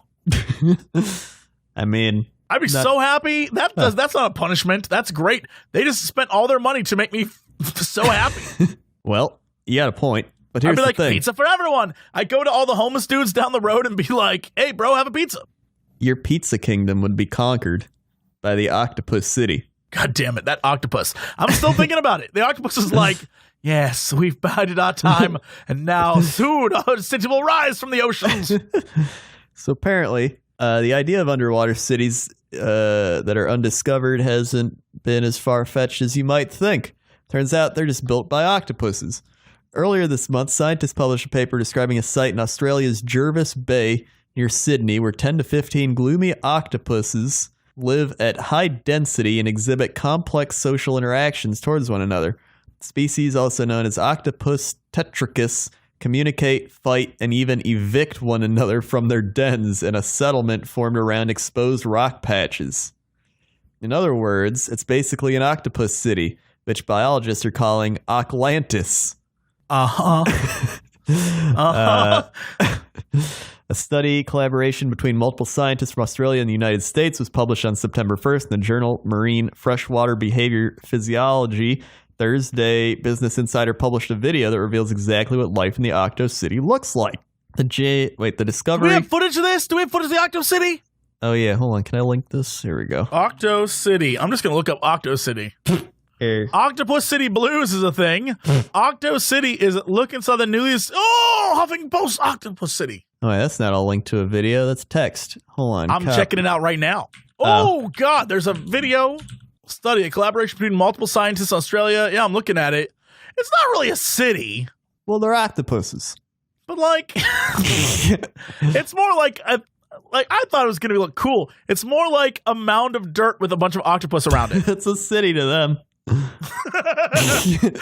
You're right. How dare we judge what they interpret a city to be? How dare I? Yeah, like the fish probably swim by there like, shit, it's Octopus City. It's just a crappy bunch of like coral with dead shellfish around it. That shit's gonna build up over time. Before you know it, they're gonna have like octa brothels. They're gonna have octa brothels, octa casinos. Octropolis. You're absolutely right. Absolutely right. All right. Well, Crendor, what is our big news story of the day? Big news story of the day. Well, there is that thing going on with McDonald's and Rick and Morty fans. That is the dumbest. I can't even stress how dumb that is. I don't get it.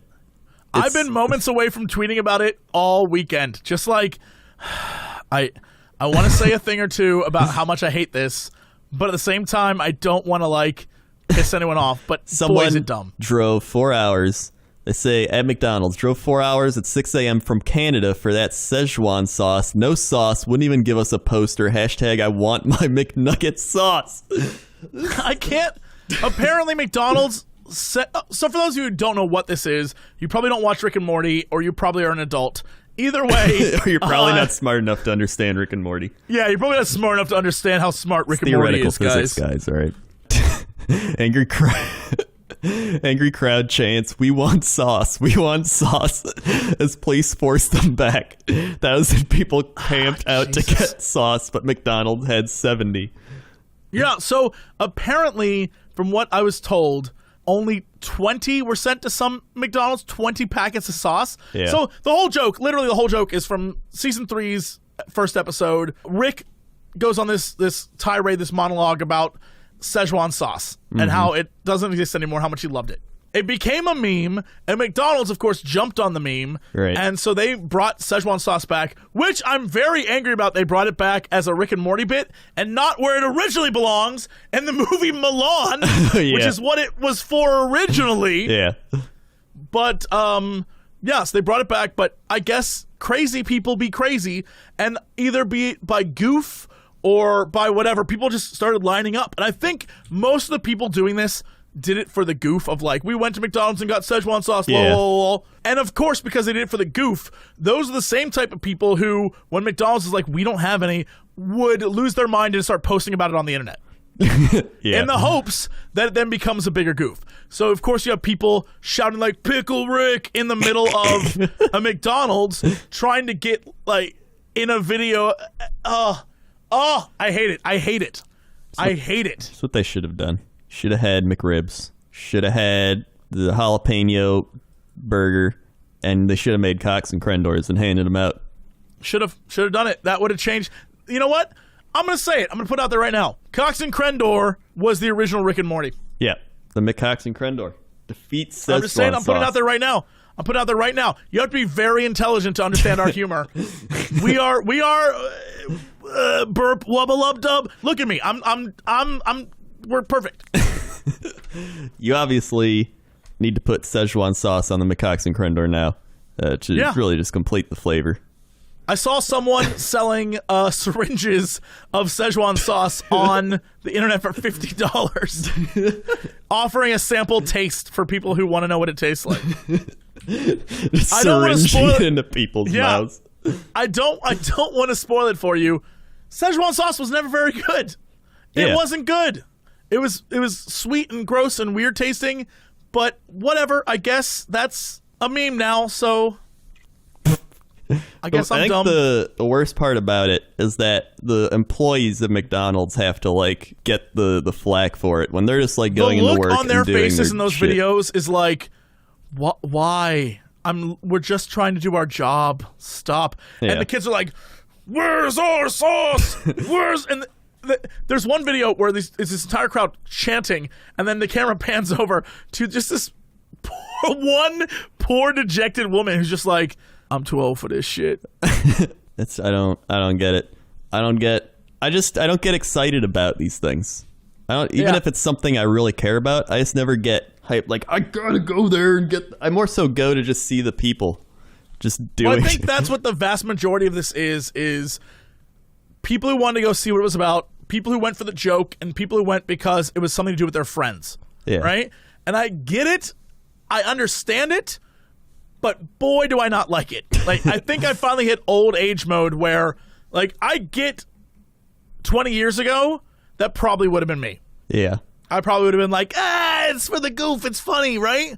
Yeah. But God, does it look stupid to me right now. I'm like, this is dumb. Yeah. It's a packet of sauce. A McDonald's item. It's a McDonald's item. It's a packet of... It's pointless. It's a goof on a show that 10 years from now you will not remember. It's probably... The ingredients probably start with like... here it is. I can read you the ingredients. High fructose corn syrup. Of course. Water. Hold on, what the shit is... tomato paste. Grape vinegar. Distilled vinegar. Salt. Soy sauce. Water. Wheat. Soybean salt, food starch, extros, soybean oil, natural smoke flavor. Plant. What the shit? Plant. What are you looking at? Where are you? Source. It's just this really small image I'm trying to read up. It's just here. Look at this. Let's see. Xanthan gum, caramel colored garlic powder, cellulose gum, some chili pepper, malic acid, natural flavors, fruit vegetable source, almond powder, sodium benzoate, and some more acid. Meanwhile, you could eat that garbage, or you could literally make it. There's so many versions of this online. You can make a better one. Like, you can make a better one and be proud of yourself and then make a joke of, like, I have Szechuan sauce, right? Yeah. You still, and it would be better. Literally, it's like garlic, balsamic vinegar, soy sauce, do not use low sodium, plum sake, brown sugar, some sriracha, a little bit if you want, and then red pepper flakes and mixed ginger. Yeah. That's it. That's it. And, like, there's other versions that are literally just, like, combine brown sugar and vinegar with a small saucepan, cook over medium, whisking occasionally until sugar dissolves, add ketchup, soy sauce, chili garlic sauce, onion powder, and ginger, cook, whisking constantly. It'll be done in about 5 minutes. That's it. Like, that's another recipe. It's going to be the exact same taste as the McDonald's one, because, spoiler, the McDonald's one is chemicals designed to taste like something. Let me tell you how to make the McDonald's one, all right? You buy a jug of high fructose corn syrup. You pour in some water, some tomato paste, some grape vinegar, some salt, and then some soy sauce, like packets. And there you go. You got to make sure it's like 80% corn syrup. That's the flavor. Mm-hmm. But yeah, it's just stupid. I feel like McDonald's just didn't understand the amount of people that wanted the sauce. They're probably just like, we'll just get some. Right. They throw it in, but then, I don't know, man. Yeah, and like, literally people are just posting like, yeah, I made the sauce and it tastes really, really good. I love it. Yeah, of course, because you homemade it and it wasn't like, I'm telling you, as a person who was alive in 1998 when this sauce existed, it was awful. It was not good. Like that, there's just some of the, like, I wasted a full tank of gas going to multiple McDonald's. Thanks for nothing. You lost a customer. It's like, what? Yeah, I'm gonna go on a limb and say no, they didn't lose a customer. I'm gonna say no. I'm gonna say people who really care about McDonald's did not give a shit about Szechuan sauce. Yeah. Was mad at Gonzalez for engaging in anal sex with Watson. Earlier, Mitchell participated in oral sex with Watson. Police say, what? What? Yep. All right. Well, that's a terrible story. It is. All right. What else do you have? What right, other stories are there? Brighten our days. Brighten our day. This will be like the real news. Like, when it comes to long tongues, this dog licks up the competition. Right after they're shot and dead, and we need to cheer, like a squirrel on a. But a squirrel on is a bike. taking a. Let's see. Boy swallows piece of pet toy and can't stop squeaking. It's pretty good. It's pretty good. That's pretty solid. Young boy in Tucumán, Argentina, suffered an unusual side effect after he swallowed a piece from a pet toy. He couldn't stop squeaking. The video above was taken in the emergency room of a children's hospital. It shows the unnamed... they didn't put him in the emergency room and then film him like, oh, we got footage of you squeaking. They probably did. It shows the unnamed 8-year-old boy opening his mouth and squeaking up a storm. The whistle was stuck between the larynx and the pharynx. Using local... I'm sorry, what? The larynx and the pharynx. This is not... None of that sounds like real things in your body, but I know it is. Okay. Using local anesthesia, Zuvira was able to remove the squeaker from the boy's throat. His mother was more scared than he was. It was a tragicomic situation. To be honest, I never seen or heard about a case like this in my life. He is recovered, but Zuvira posted the video on Facebook last week to warn people about the dangers of swallowing things. It has received 9 million views since. I don't think that was the purpose. I think the purpose was, look at this kid. Yeah. Kid's got squeaks in his mouth. Yeah, I think that is the purpose. Hold on, it's to warn you of the dangers. Oh my God, he does. He honks. Look at this. And I got an ad for Fanta. This doesn't help me. God, it's an ad for Fanta where it's a bunch of like kids dancing. Nobody and people even likes them their products anymore. Oh my God, it's still going. This commercial's still going. It's a commercial for Fanta, and it's just people dancing, and I'm not okay with this. I don't you want a Fanta? I don't want any of it. Fanta, don't you want that? Here we go. Oh, when he breathes, he goes, ah! Yeah. He sounds like one of those ducks that when you like in that video where you mash the duck, or the chickens that go, ah! Yeah, he does. Oh my God. Well, that's the best thing I've seen all day. That was great. That was a nice little cheer up there. All right. Well, what is our big news story of the day? big news story of the day. I haven't actually found one yet, but I did find an article. It says Nicolas Cage says Mom and Dad is his favorite film he's made in 10 years. That's what I've been trying to get us to see. I know. Why would you tell me that? It just makes me want to see it more, and we can't see it. It says a trailer is coming soon. Oh, my God. I want to see it so badly. I guess the most I wanted to see a movie in probably 10 years, like you said. I'm letting you know right now. The reviews for this movie have got me so hyped. They're like, it is the most Nicolas Cage movie that ever Nicolas Caged. I need to see it. I want to see it so bad. Nicolas Cage, invite us to your Hollywood premiere. Please. We would show up in tuxedos. We'd show up in tuxedos with, I'm going to say, models and or the cheapest prostitutes we can find on our arms. And we will class that place up, Nick Cage. So classy. We will class it up. So invite classy. us. Yeah. Let's see here. Black Friday 2017, Walmart has new trick for deals. What's their trick? Hold on. I want to see what their trick is. What's Walmart's trick this year? Walmart Did you just get clickbaited? I got baited in. Walmart is making Black Friday deals on toys, electronics, and apparel easier for shoppers to find in preparation for one of the retailer's busiest days of the year. This year's sales events will start early, beginning at 6 p.m. on Thanksgiving, rather than waiting for the next day. For online shoppers, I wouldn't want to do that. Earlier. Yeah. Black Friday 2017 Waiting deals. for suckers. Yeah, waiting for losers. And Black Friday 2017 deals will run until December 12th, though some deals will remain in place right through the holiday season. That's no fun. In order to make life easier for its customers, Walmart announced on Thursday that it will introduce color coding in stores. The retailer will use colored balloons, signs, and employees in different colored vests to help shoppers navigate the crowded stores. So what they're saying is employees are equivalent to signs and balloons. Yeah. They'll be we holding. really value your work. Now put this colored jacket on and go stand next to the balloon and sign, asshole. Yeah. They'll probably be holding the sign and balloon. Ah, okay. That makes more sense. I feel like if you're going to Walmart on Black Friday, you probably already know where the thing is you want. I haven't been to a Walmart in forever, so Yeah. there isn't a Walmart here in LA Really? that I'm aware of. There might be. I just haven't been to one. I haven't seen one. I know I went to Walmart once in the last year, and it was because I had to get a controller. The only place that was open that had controllers was Walmart that was nearby, and so I was like, all right. And it was really sad and depressing. It was the last time I ever went to Walmart. I mean, I'd go just for the great deals. Sponsor us, Walmart.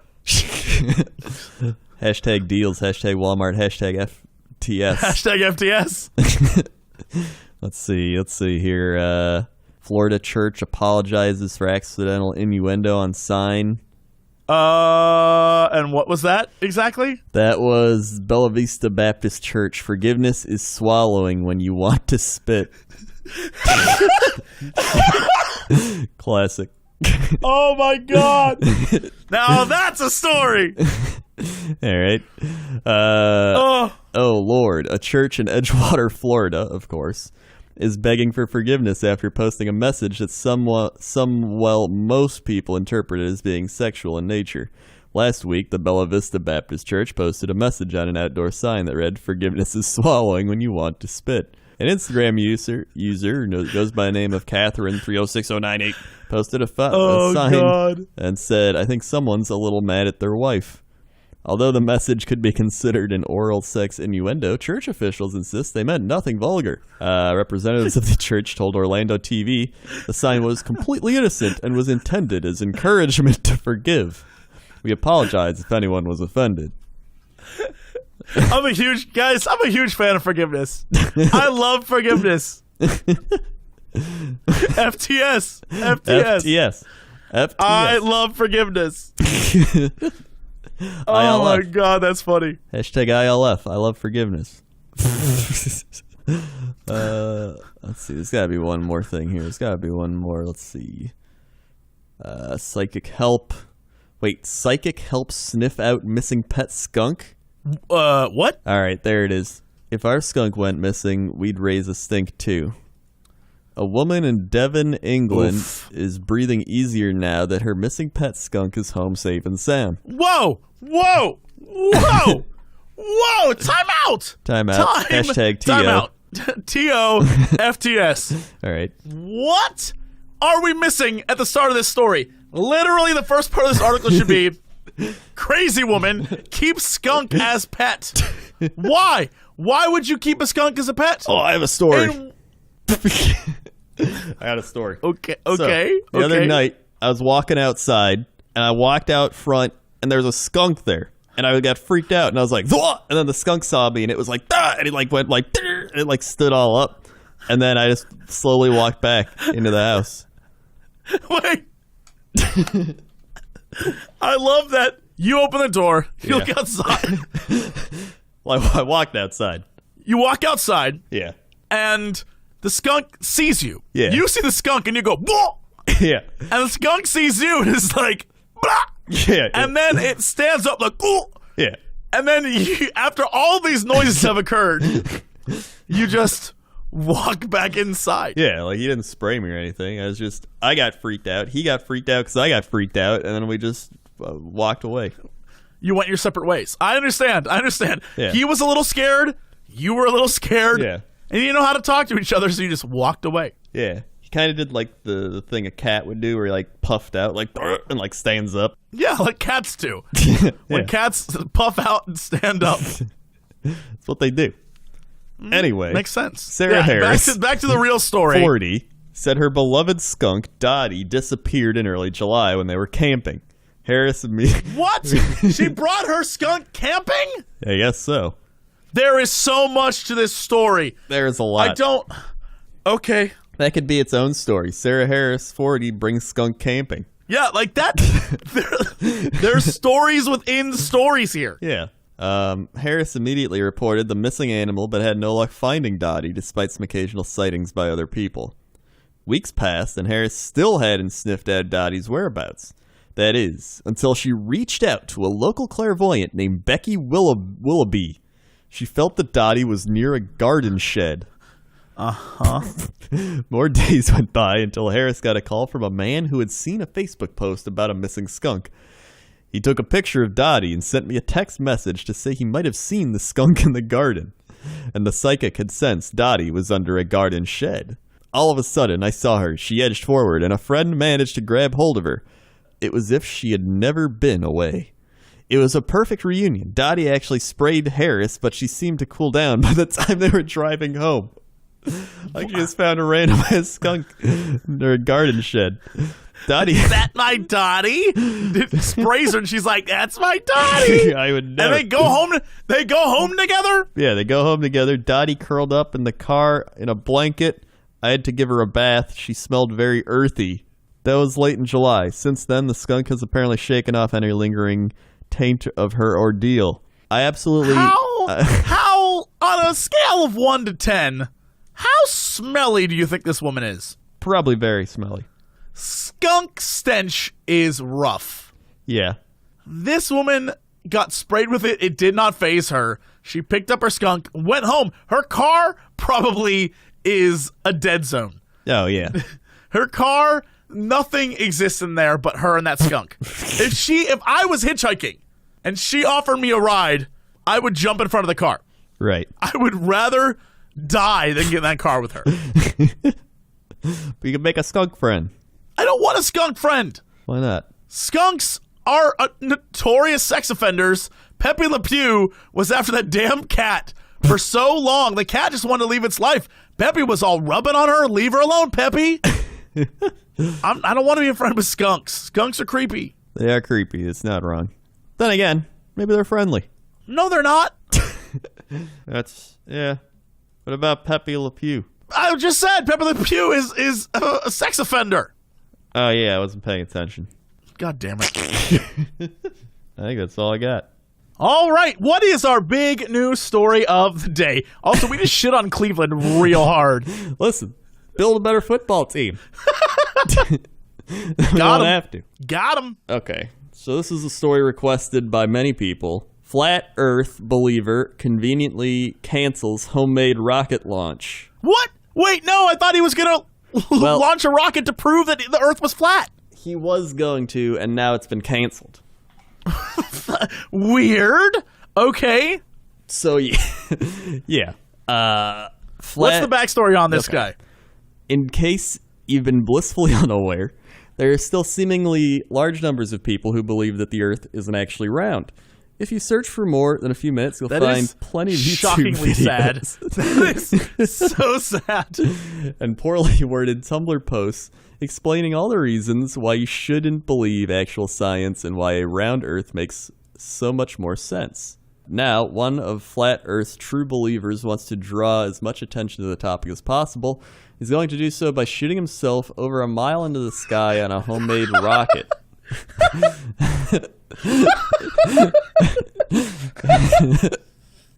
Mike Hughes, who has made it.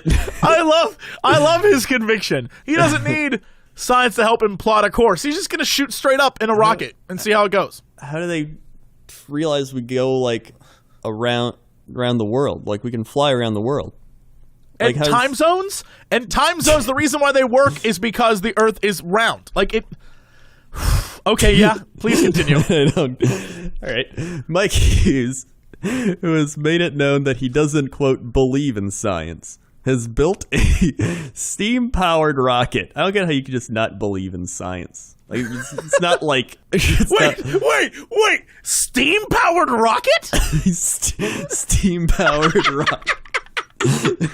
This guy is so stuck in the past. He's like, well, golly gee, if I can get my temperature on this steam up, hot water will blast me straight to the moon.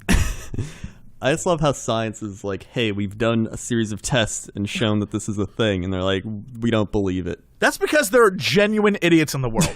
Like, it hit me over the last year. There are some very stupid people in the world who are genuinely idiots. And you want to believe that everyone sort of has some sort of, I don't want to say high educational level, but just common streetwise knowledge. George, I saw an alien ghost rocket ship. I really should just listen to more Coast to Coast because clearly that's where the crazy people go to. You should. I still listen all the time. And it's still just as good. That's because you have it. You have that thing that lets you listen during the day. Yeah. I can't stay up that late anymore and like just listen because I got stuff to do. Well, yeah, I got it because it skips all the commercials, and then you can play whatever segment you want, and so you can be like, I want to hear the crazy people, and you just go boop, and then it just plays it all. Yeah, I love when, especially when they have people on who let's say they have a guest. And the guest is like, I'm talking about the power of crystal energy. Oh, yeah, and then, you got a lot of those. And then when they go to callers, they're like, George, that last guest was great, but let me tell you about aliens. And he's like, well, do you have any questions for our guest? He's like, do aliens like crystals? Well, I think they might, depending on the Earth's curvature. I don't believe in none of that. All right, well, thanks for calling. Anyway. He's built a steam-powered rocket, of course he has. He intends to ride into the sky. His aim doesn't seem to be to put the flat Earth debate to rest. At the altitude he'll be reaching, he wouldn't be able to see much of a curve. And even if he did, it's not like he'd admit it, but rather to promote a flat Earth group that is helping to sponsor his flight. They just want to kill an idiot. Yeah. That flat Earth group is just a bunch of murderers. They just want to kill a guy. It's a picture of him. It says madmikehughes.com. Research flat Earth.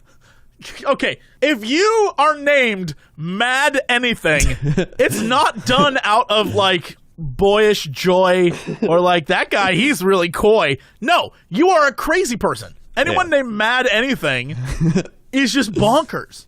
Like, who's that guy? Like, that's Mad Max McGee. Like, he must be crazy. He is. Good. I'm glad we decided to name him Mad Max McGee. No, he's one of the most logical, down-to-earth people. Yeah, you're right. There are no scientists named Mad Max McGee. Yeah, it's always like, I sewed a head to another body. All right, Mad Max McGee, whatever you say. It blinked. I have given life to this frog. It's true. If you've ever debated a flat earther online, and if you haven't, I probably wouldn't advise it, because logic and reason Why would you even... Logic and reason are completely lost.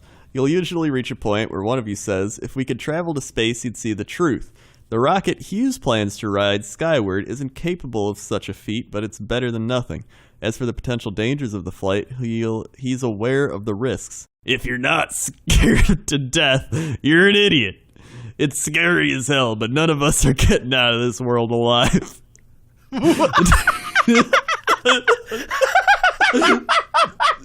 He is mad. He's not wrong. None of us are getting out alive. This is our prison. We'll die here. While that may be true, taking your life into your own hands with a steam-powered rocket still requires a mix of guts and stupidity. Steam-powered rocket? How does that even work? Steam. Hughes certainly seems up for the challenge, though, as he's already performed a manned flight on a different steam-powered rocket back in 2014. That flight, which traveled nearly 1,400 feet, results in a lengthy recovery for Hughes due to the forces of the launch. He's hoping... Wait. He did this before. Yeah. Yep. Went 1,400 feet. Yep.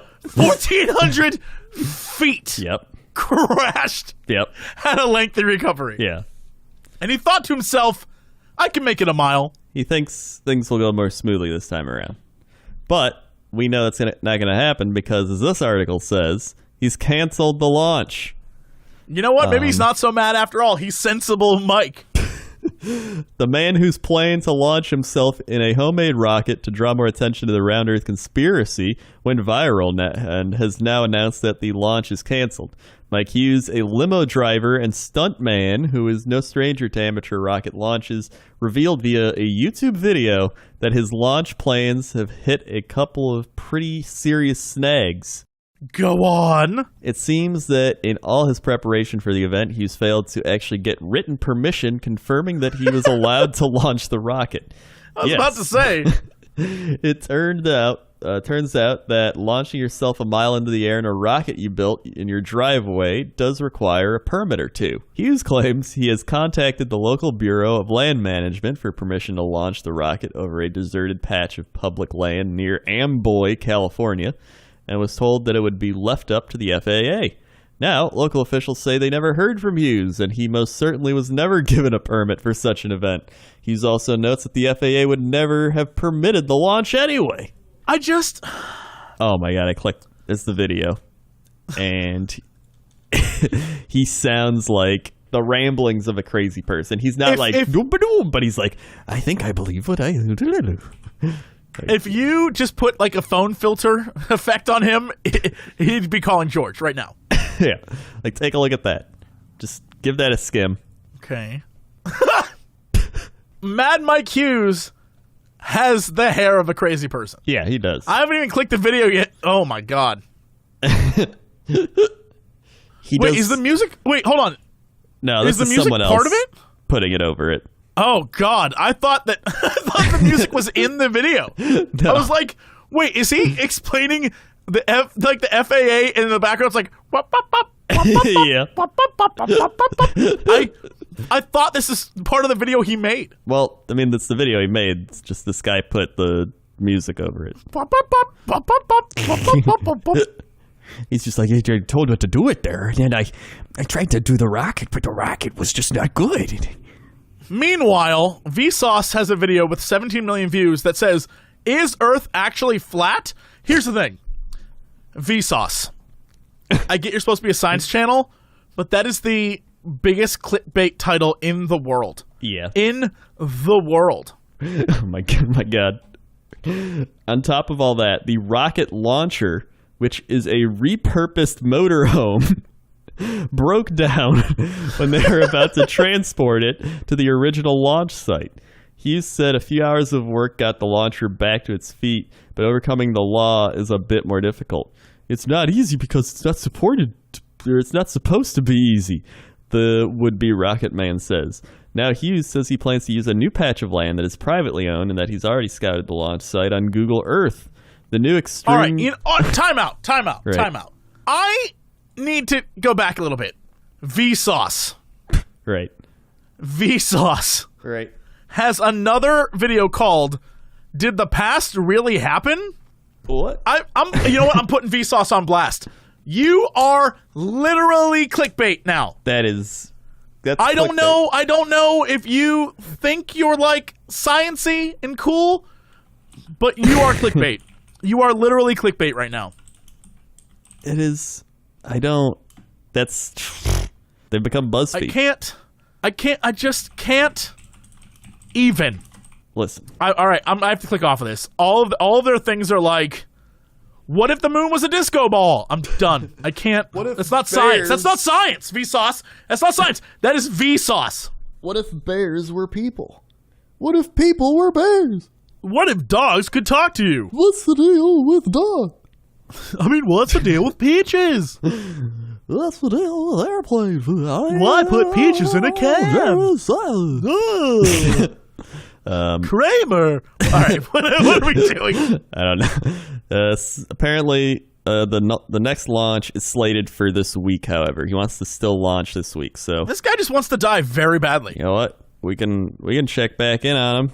And yeah, when he dies, we will memorialize him next time. I'll be like, I will remember you, and then you can just read quotes from the guy. All right. I mean, it sounds good to me. Done. That's a great podcast. That's a future podcast right there, because it will happen. This guy's about to die. Yeah. Well, maybe he'll prove his point, though. Maybe. We're all going to die. We're trapped here. This is a cage, man. No one gets out alive. Oh, crazy people. That's sports. All right, what is our big news story of the day? All right, so I got a couple of news stories here. They're fantastic. So the first one is Bills fan can't stop throwing dildos onto the field, apparently. Mm-hmm. I mean, it's probably the most entertaining thing there. That's true. There's somebody that tweeted 2 alert things and said in all caps, dildo on the field in Buffalo, alert. And Tom Brady said, I thought it was funny. The ref didn't want to pick it up. He was kicking it. Nobody wanted to reach down. It was very unusual. That was the first, only in Buffalo. Mm-hmm. That's a Tom Brady quote, only in Buffalo. That's just, that's how it's going in Buffalo. Bill's also falling apart, by the way. They're imploding. And then, here's one of my favorites. Bad news for Bigfoot. Biologist says Yetis are really just bears. I mean, yeah. I need... Please continue. I mean, obviously there is no Bigfoot, so I'm waiting for... Right. Actually, hold on. George, I had sex with a Bigfoot. I have Bigfoot children, George. Wow, that's crazy. You know what? Let me hear the story. Maybe I don't believe it. Maybe I know there's a Bigfoot. By the way, with Coast to Coast AM, I've noticed they talk about 2 things constantly. One is, George has been saying this for like a year now. He's like, I don't know about this Korea. They're just... I feel something's going to happen any moment. He's been saying that for like a year. And then he brings on one person who's like, any day now, World War III is going to begin. And then he brings on another guy and he's like, I mean, it's a lot of diplomacy. Nothing's going to happen. It's just, it's just going on. And it's like it's the 2 opposites he just has on. He's like, oh, no, we'll see. We'll keep following this story. And then there's another thing they keep bringing up, which is EMP attacks. And he's like, they're going to EMP attack us. The world won't have power. Everything is going to be destroyed. 10% of people will live and 90% will die. Whoa, shit. Yeah. And I'm like, I don't know how scientific that is, but maybe. And then they always bring on some crazy person who's just like, George, I've discovered the cure for sickness, and it's through eating Brussels sprouts. But you have to prepare them with marijuana. And he's like, oh, do tell. Yep. Do tell. And then they talk about Bigfoot. But it's news that may be hard to bear. The abominable snowman made us be a big Asian bear. Charlotte Lindquist All right, never mind. I may not believe this now. A biologist specializing in bears has analyzed DNA specimens purportedly from yetis found in the Himalayan mountains for a newspaper published in the British Science Journal. The 9 samples came from so-called yeti bones, fur, and other animal material. Well, they all turned out to be bear parts except for one yeti tooth that belonged to a dog. All the samples that were supposed to be yetis matched brown and black bears that are living in the region. They have the same DNA, George. They have the same. It makes sense. After the study was released, British film company Icon Films approached Lindquist, who had previously worked with them on Animal Planet special called Yeti or Not. The company asked if she wanted to access biological samples believed to have come from yetis. She did it. They all came from bears. I am sure, though, that the legend and the myth will live on. You can never for sure prove that there is nothing out there. That's what she said. Yeah, no, that's exactly what I would expect. People just being like, no, you can't trust them because they're scientists. It's like the rocket guy that tried to fly his rocket to the flat Earth. Yeah, our favorite guy.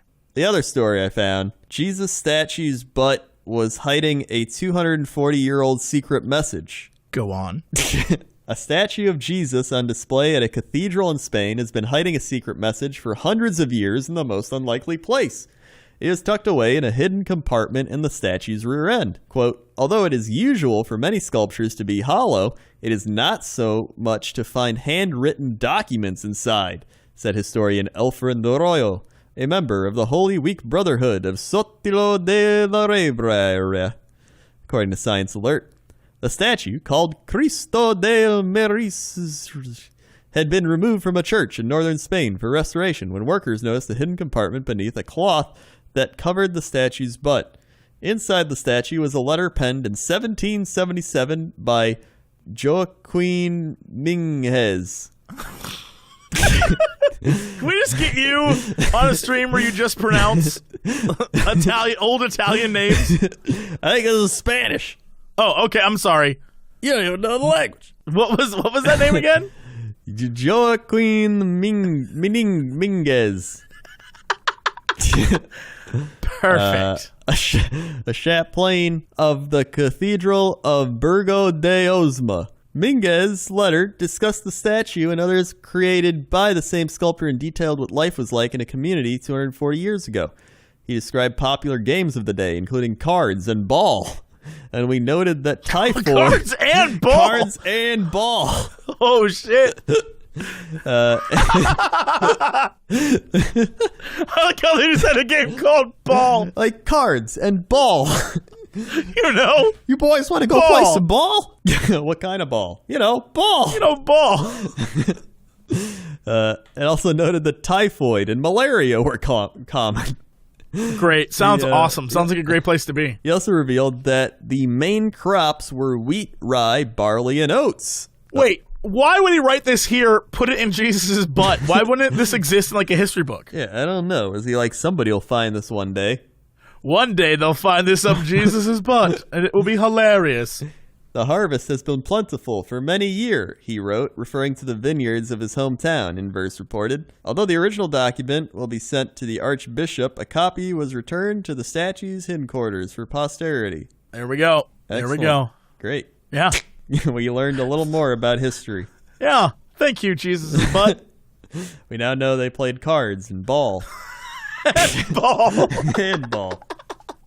There's something so funny about that. We play cards and ball. It definitely sounds like something like a great grandmother would say. Back in my day, we played cards and ball. What kind of ball? Go on, Grandma. Ball. Ball. She's from a different time. We'd pass the ball between ourselves, and we were just fine with it. This makes us forget that we were hungry. We'd toss a ball and chase after it. Playing ball was swell. I sure love those times. I miss them. I miss ball. Oh, my God. All right. Well, that's it for us. Thank you so much for watching, listening, wherever you are enjoying this fine content. And we will see you next time. Thank you so much for watching. And as always, hey, to be continued.